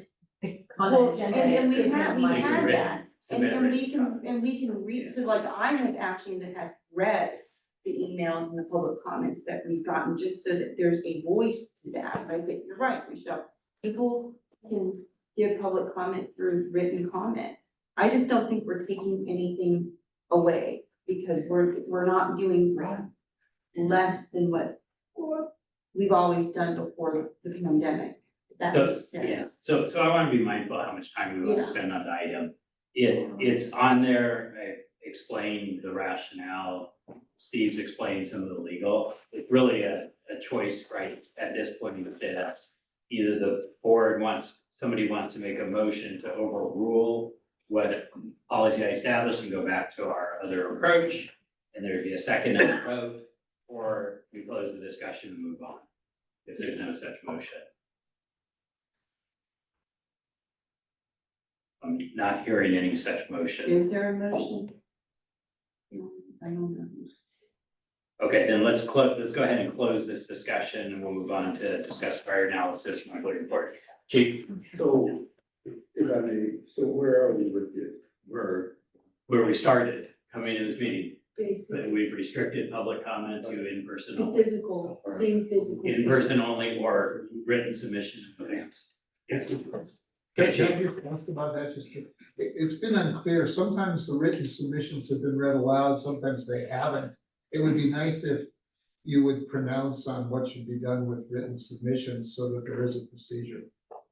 I think we've only had it occur once, at least in the time I've been on the board. And there was confusion over whether the individual had wanted it read in the record or not. So it was not, and then it was subsequently was added to the record. It was Yeah, good confusion word. about whether or not it was a public comment Yeah. or whether he was It just was sending an comment, email yeah. to. So that's the only time it's occurred, but normally if there would be public comment that's submitted in advance, it would be read at the board meeting. It would be. Provided. No, It it would doesn't be- have, we wouldn't would, I be- would send it to the board. I You'd wouldn't- send it to yeah. the board and I include would, I would note that there was I would include it in the minutes. minutes, that's what I And then meant. I would also note that we did receive public comment on this item. I emailed it to you earlier this Right. evening. But it's not a requirement. It's not to required. read It is not a requirement, it would be extraordinarily unusual, but legal, if you wanted to set a policy that anybody could write anything to submit to the board that would be read out loud during the board meeting, that would be unusual. What Yeah, I is don't much think- more normal is what Michelle does, which is someone sends something to the board, it gets sent to the board and maybe also included in the minutes as public comment, but not, if someone wants to address the board, they can come and address it. Okay. That's what the Brown Act. Yeah. Chief, you're up. Thank you, Director. This will be, I don't want to say short and sweet, but I think this will be a pretty quick report out. You have in front of you what is now an up-to-date fire response analysis report. I'm gonna kind of go through this and share with you what the intent is with this report and what the plans are for in the future. So, first of all, you will see this report will be updated monthly. It will be included as an item with my chief's report. I may or may not discuss it monthly. I'll probably bring it up if there's anything of note. But it will be in our packet for the board to review. My intent also is to post it up on our website every month when it gets updated. We have a transparency link on there, so if the public's interested on our data, they can have access to it all also. I'm not gonna go through every single item on here, but what I will talk to you is about the data that matters most. In the front portion, we have, I believe it's five tables, 4 tables in a map. But those are primarily most important ones. The first two graphs have the stuff that really matters to me when we're looking at our performance. One is call processing time, which we do not have specific control over. That is PSC, so that's the dispatching number with Natasha. That's a big, there's 3 components to us arriving on scene. Call processing time, our turnout time, and then also our travel time. So the second graph includes our response time. Right now, that is both a combination of our turnout time, that's the time it takes to get dressed, get out to the engine, look at the map, get on and start moving, and then the travel time, the time it takes to drive. Right now, this is one of the metrics that's primarily used by the ALS JPA. We're required on our EMS calls to get on scene of an EMS incident within 6 minutes and 59 seconds, 90% of the time, which we actually meet. So the next item there, the next 2 items are really kind of infographics more than anything. It shares with the public and the board and anyone that's interested in it, what type of calls we respond on in graph 3, it breaks it down. And then also in graph 4, what areas we respond into. These are our service areas, broken up between Atherton, EPA, Menlo Park, the unincorporated areas, and then, as I mentioned as a question before, auto-aid given to others. The reason that years 2022 and before are gray is we've switched systems, so we don't have a breakdown of those. So moving forward, we have a breakdown of those communities. Obviously, in 2023, that gives you the year's worth of information. 2024 will be just year to date on that as we move forward. The map also on the next page, map 1 on page 6. Again, it's just for information only. It shares with the viewer where our hotspots are, where do we primarily see the majority of our calls. And you can see it's primarily East Palo Alto and Bellhaven, some pockets it looks like around the freeway and the Willows, and then up in Menlo Park along El Camino, are those primary areas. It doesn't change a whole lot. Now, Is the other one Weekend Acres, is that? It is, and it looks like that whole area up along Sand Hill. Oh, near. At the kind of the Near bottom. Brander, What's that? near Stanford Lands. Yeah. Is that- Yeah. Yeah. So it's kind of that area up there, Station 4's area. Next, that kind of adjacent to Slack. So as we go through this, here's the plan moving forward. We have a couple areas where we actually have actionable areas that we can look into. These are the areas that we have some control over. And the 3 primary areas that I talked about, call processing times,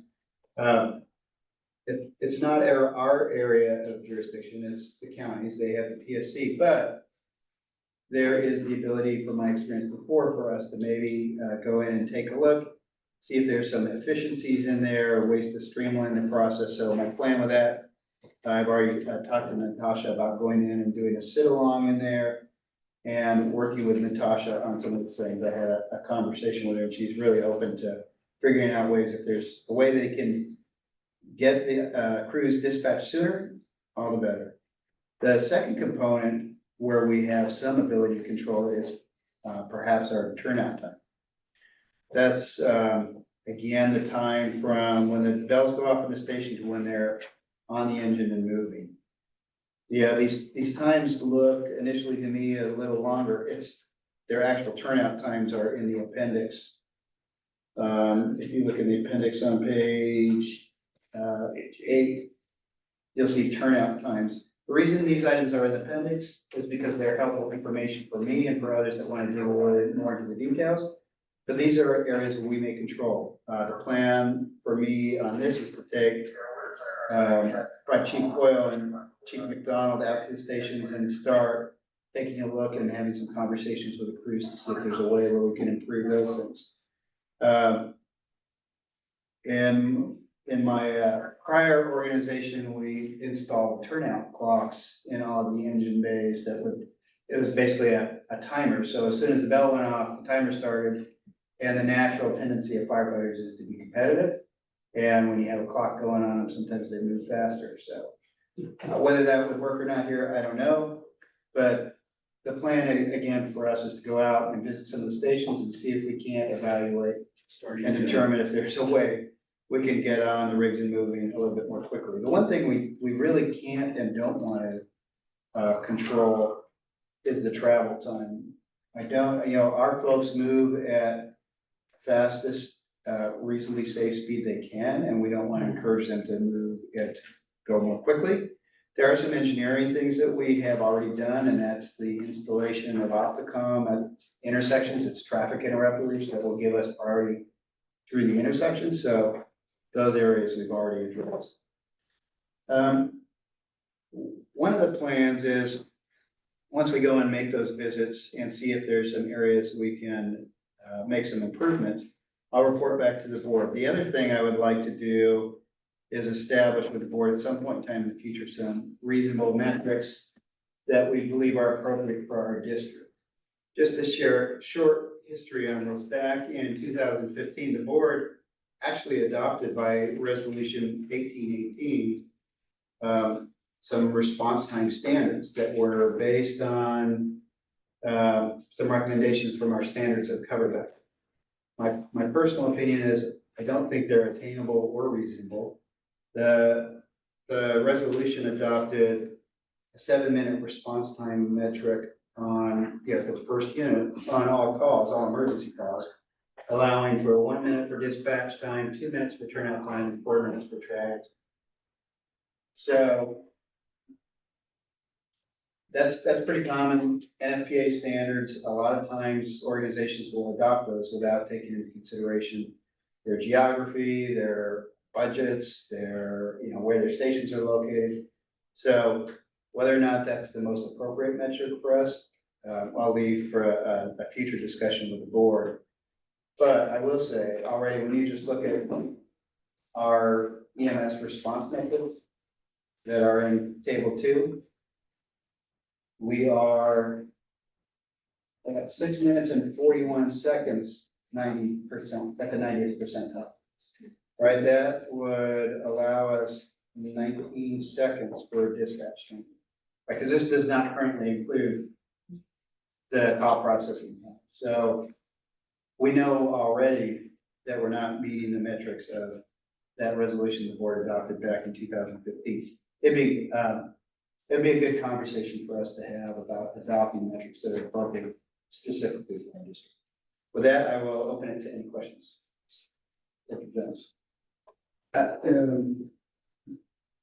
The response time and the call processing time, you said that the number come from the county? Yes, sir. The numbers, the data we can actually pull from the system. So this is data we've pulled, but they're not, we don't have control of the employees or their dispatch processes. My question was really, I noticed that this was pulled from the Menlo Park. Are these two categories Or Palo Alto. This is, I'm sorry, this is generically, we'll change that so people understand. It's with the district. So it's district wide, okay. Good catch. Yeah. Yes, but it does. But I think we shortcut that oftentimes, not realizing that it leaves a bunch of our service areas out. I think I've looked at this 20 times and I missed that, when it's We'll split district. that. Yeah, okay. Yeah. District one. Thank you, because I noticed on the service, when you had where the graph in the pool, we come up with those service areas. It's everywhere in the report, we just gotta fix it. Yeah. So that I just wanna make sure that, you know, when you say you're gonna send some folks out, that, you know, when you compare apples and oranges, you kind of wanna make sure that it will be different, because the hotspots that were highlighted here, and also a lot of service call, and a lot of those calls are having to do with, medical related kind of Majority of them. stuff, you know. So just as a suggestion, being somebody that's worked with data for most of my career, what I would recommend is, while the chief's off doing his research, is that we just look at this on a quarterly basis, but look at it for a little while before we start trying to adopt policy or recommendations, because what typically happens with data reports like this is your understanding of the data will increase dramatically over time versus a first look at it. And so my only recommendation for the board would be to, I think we should establish some guidelines, we should establish them updated and plausible response time goals. But I think we should do it after the board gets a window of time to appreciate and really understand the data that's being Yeah, I reported. agree. It's very important. That would be just my. So that we're just not doing it in a open way. Exactly. Yeah. So from what I understand, when I got it, the standard at 7 minutes was enacted kind of a national thing. And, you know, in the absence of having something real because of what county unreliable numbers that particular standard got established. The National Fire Protection Association has established, lots of, unreasonable standards, I will say. But that is, it's the default, and NFPA is in theory the industry standard, but, you know, for most agencies, except for like New York City, where they have fire stations every 3 blocks, nobody can meet the NFPA standards. It's almost impossible. But yes, that's usually what all of the consultants refer back to. Especially if, example, you get something, if you dive over station 2 or called off somewhere else, you know, and you have to pull from somewhere over shared places, that 7 minutes may be totally unrealistic. I will also just share that generally those standards that the NFPA develops have no scientific basis behind. Somebody just feel like that. There's a labor influence, there's Yeah. manufacturer's influence, it's really, that's I can see Correct. it, special in I mean, that may be true, but it's also, there are some standards in terms of how long somebody can survive once they stop breathing. 100%. And 7 minutes is way off the charts. I mean, they're dead. Right. So, I mean, part of the problem is people want to use this, so don't blame me, it wasn't my fault, traffic was bad, the lights didn't change. I mean, the question is this being used to blame someone, or is this being used to try to save someone's life? And I think there are some standards that relate to the lifestyle. And I agree, yes, I mean, we know that seconds count, not minutes, when somebody's not breathing. You know, part of those things there where we can't address it necessarily, we can't respond quick enough for somebody that's not breathing. Right. But we can teach community CPR, you know, like we saw here, and do other things to help try and mitigate that. Well, they could even deliver, for example, something via drone That's, that somebody could, you know. it's a thing. you Yeah. know, a defibrillator. So I think we should be looking at the standards, even if they're unrealistic, Right. because it might save someone's life if we could find a solution. I want to. I'm in agreement about the looking to save someone's life and everything else, but I don't know that I do that against the standard as much as I do it against the principle of continual improvement. Meaning we should be implementing and doing things and creative things to continually improve our response times and outcomes. It's not just response time, it's the outcome that you're really after. Right. And, you know, my general view is NFPA tends to measure response time, not outcomes. And Well- the real goal is to constructively use this, in my view, and this is why I said I think the board should get an appreciation for the data, is use the data to look for areas where we can apply innovation, where we can do process changes and other things to improve upon what we're doing. But to me, how it relates to the standard is irrelevant to how it relates to outcomes. Well, I wasn't talking about so much of standards as a goal that where it'd be nice to sort of say, wouldn't it be nice if we could and see how we might do that? One of the standards that I heard come up frequently was this issue of requiring 2 engines to arrive before anybody could enter a house, for example. And so this is one of those things where we get there, but in theory, if there's only 3 people there, nobody can go in the house. We have, it's in effect called 2 in, 2 out. That rule is off the table when there's immediate life risk. Oh, is that right? I didn't know Yeah. that. So if you arrive on scene and you've got word that everyone's evacuated, we do that, we apply that rule. We can still fight fire from the outside, before you make interior attack, but if you have a known rescue in there, you're in.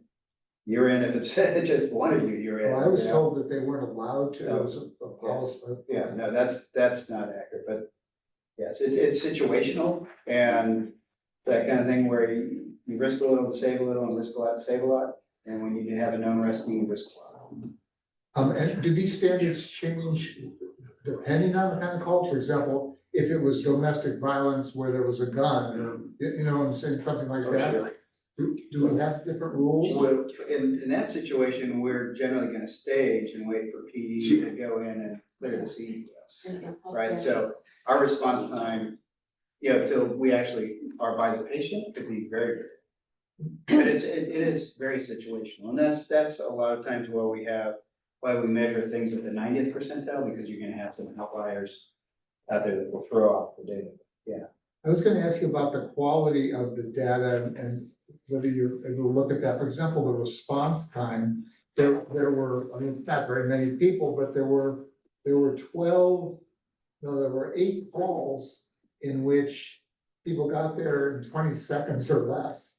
I don't see how that's even physically Sometimes possible. you're driving by, or you happen to be at the grocery store and somebody goes down right there in front of you, I see. and suddenly you're on scene. I think You it's call it sometimes in, walk-ups, yeah, you call it in, or it's a walk-up. walk-ups to the station. Yeah, all kinds of Oh, that's situations like true. that. But how is that even measured? I mean, who's measuring? So on a walk-up to the station reports to dispatch, we have a walk-up, that's initiation of the call response, they're already on scene. I see. It's a 0 response You know, time. the dispatchers will place you on, they'll launch the call and place you on scene simultaneously. Yes. I see. So- Okay, I'm gonna make a recommendation. We're gonna have lots of time to talk about data and this.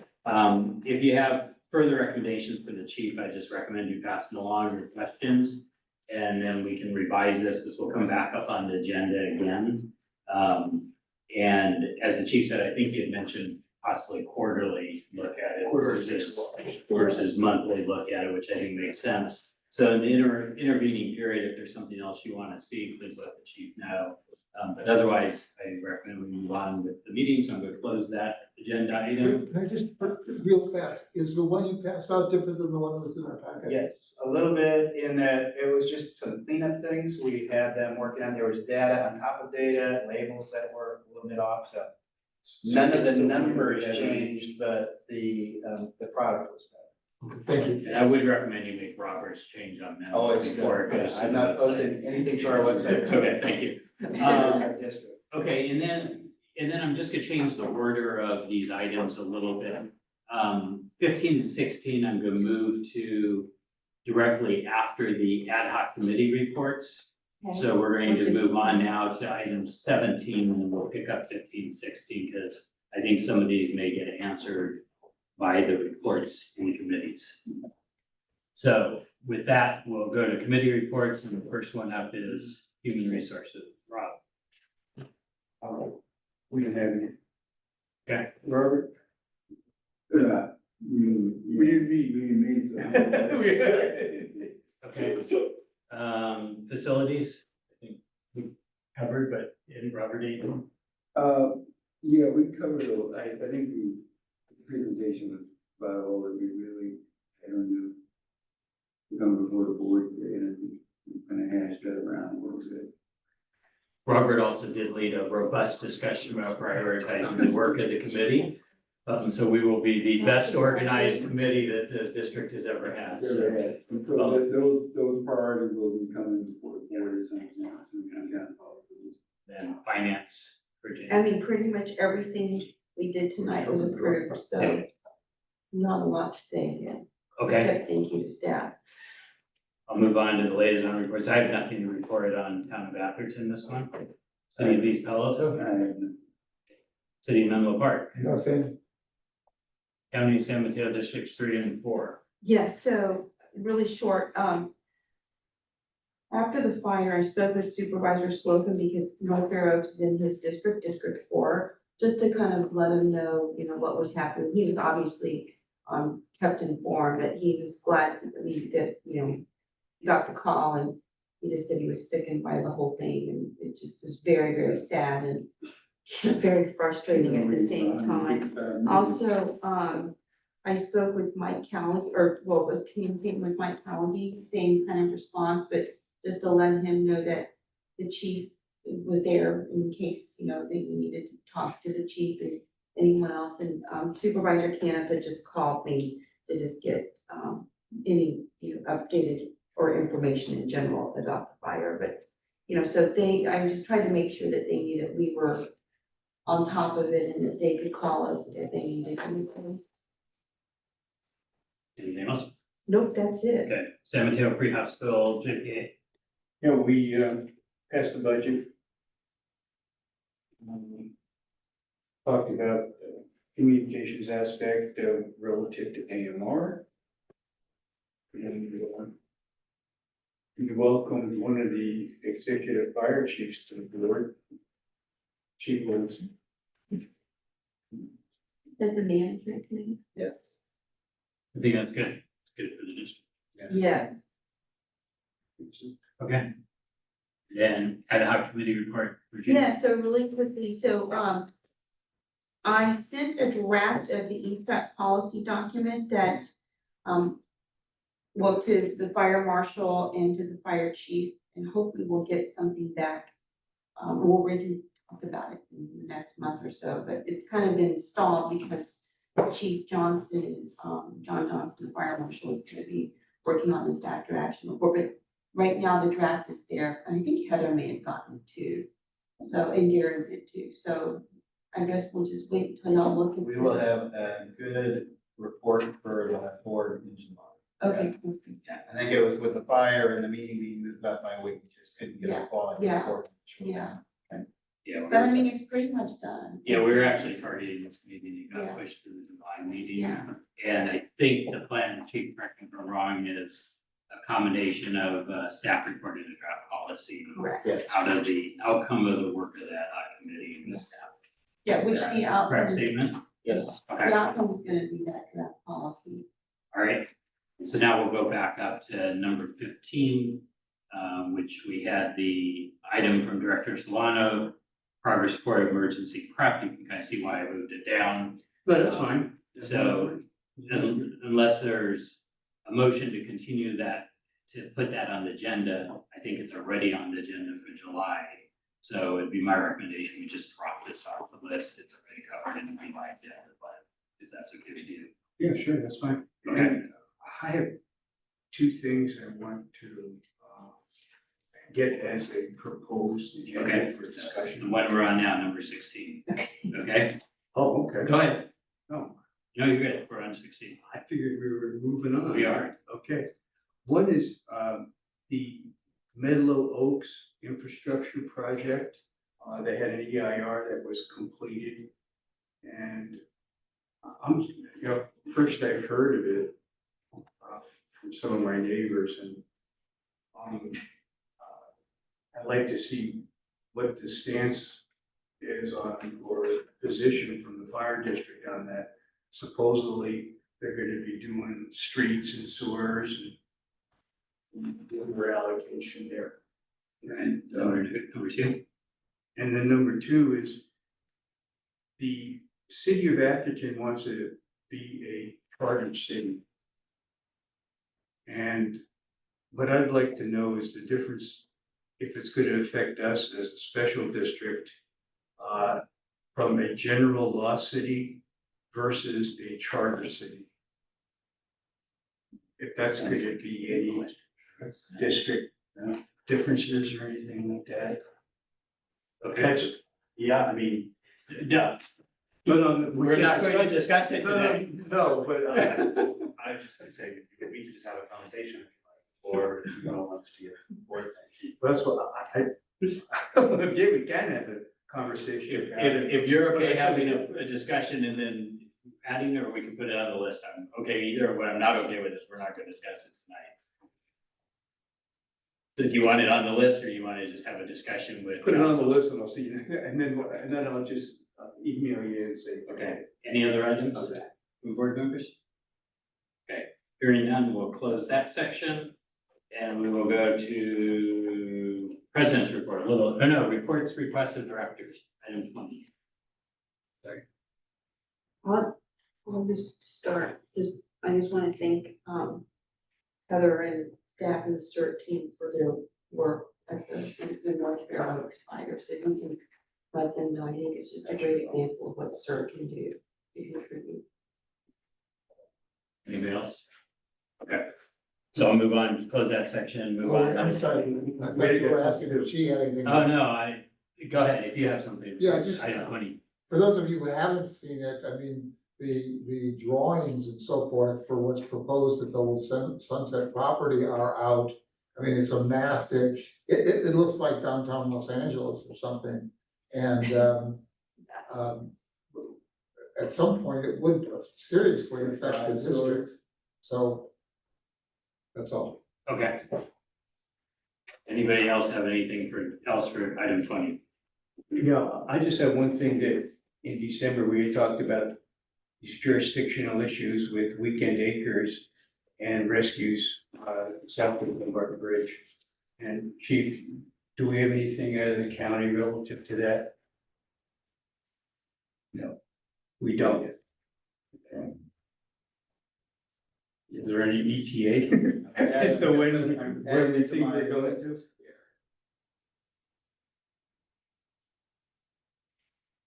Robert, anything? No. Okay, and I have nothing, so I'll move on to the president's report. I'll be pretty brief on it. A couple of topics. One is we have the chief's evaluation process that needs to take place. The HR committee passed on managing that as is in the norm. So Vice President Jones and I are now leading that effort. We have talked with the chief about the chief's report, start with this self-evaluation. We did decide on one change in the process, and that change is that we'll have the discussion once we get to the discussion amongst the board members, reviewing all the material, having a conversation. We're gonna separate that discussion from the actual giving the feedback. It was our perception last year that us talking about it and then trying to rush the closed session to give feedback to the chief right before a board meeting was not effective. So we're going to separate the feedback. One will be to create the feedback, and a separate session will be to deliver the feedback to the chief. So where we have the conversation with the chief, a little trouble getting those words out. Are you still gonna use the same form? We're gonna use, everything else is exactly the same. Okay. And our expectation is that we will do the chief's evaluation at the July closed session. So we will have a July closed session to the chief's evaluation. That means the chief has to finish his self-evaluation, and council needs to send out the survey to all the board members, so in time that he can collate the data. I think there's one step we evaluation, when your chief evaluates in July, and then we will. And we will do the evaluation in July, we'll give him the feedback in the August meeting. Okay. Thank you for that correction. So Okay, then that means the form will be, we'll work backwards from all the August meeting, right? The form, the evaluation. well, we have to have form. everything else done by July. Right. The only Oh, I difference see. is, we're not going to rush the feedback Okay, process. got it, okay, so the public meeting. will be on. Okay. Just a reminder, something you saw me do again tonight, which I think is more efficient for our board meetings. I'll continue the process of asking for motions for agenda items before we go to discussion.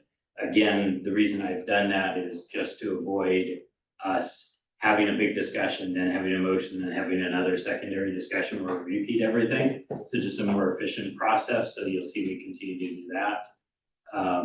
I do want to offer up my personal thanks to the crews and our mutual aid partners for their assistance with the fire. Yeah, and I'm glad that Director Crawley talked about the CERT volunteers. I was aware of that as well, having also visited the site. Although I waited, I think, almost 3 days before I went out there and got a walk around tour of what occurred.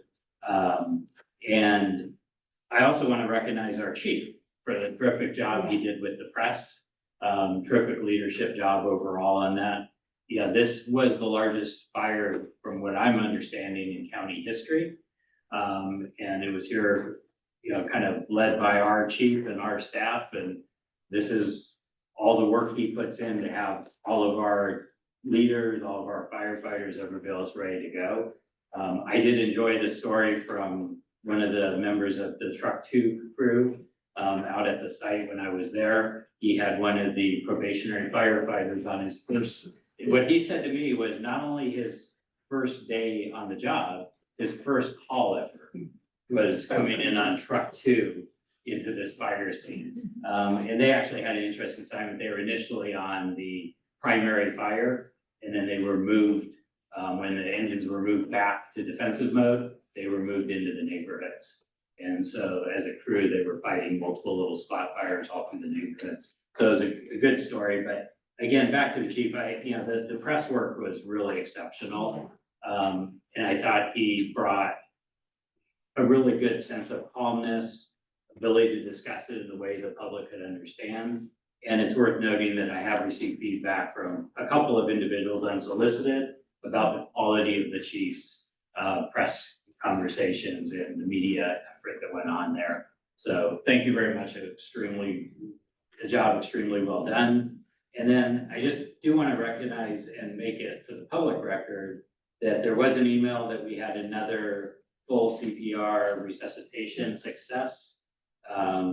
And so sometimes something like that gets lost in the 8-alarm fire, but for the family involved here, there were some very appreciative email notes. Obviously, I'm not going to share those names, but I will share that the call and the resuscitation was led by Captain Hunt, engineer paramedic, Requera, I'm totally butchering the name probably, and engineering EMT Pickerel.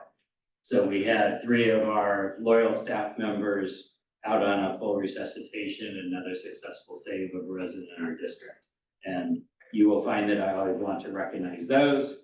And that to me is a terrific way to adjourn the meeting. So unless there's any other public comment, seeing no public, I will adjourn the meeting. Thank you all very much. Thank you, Gary. Thank you. Yeah. Winner chicken dinner.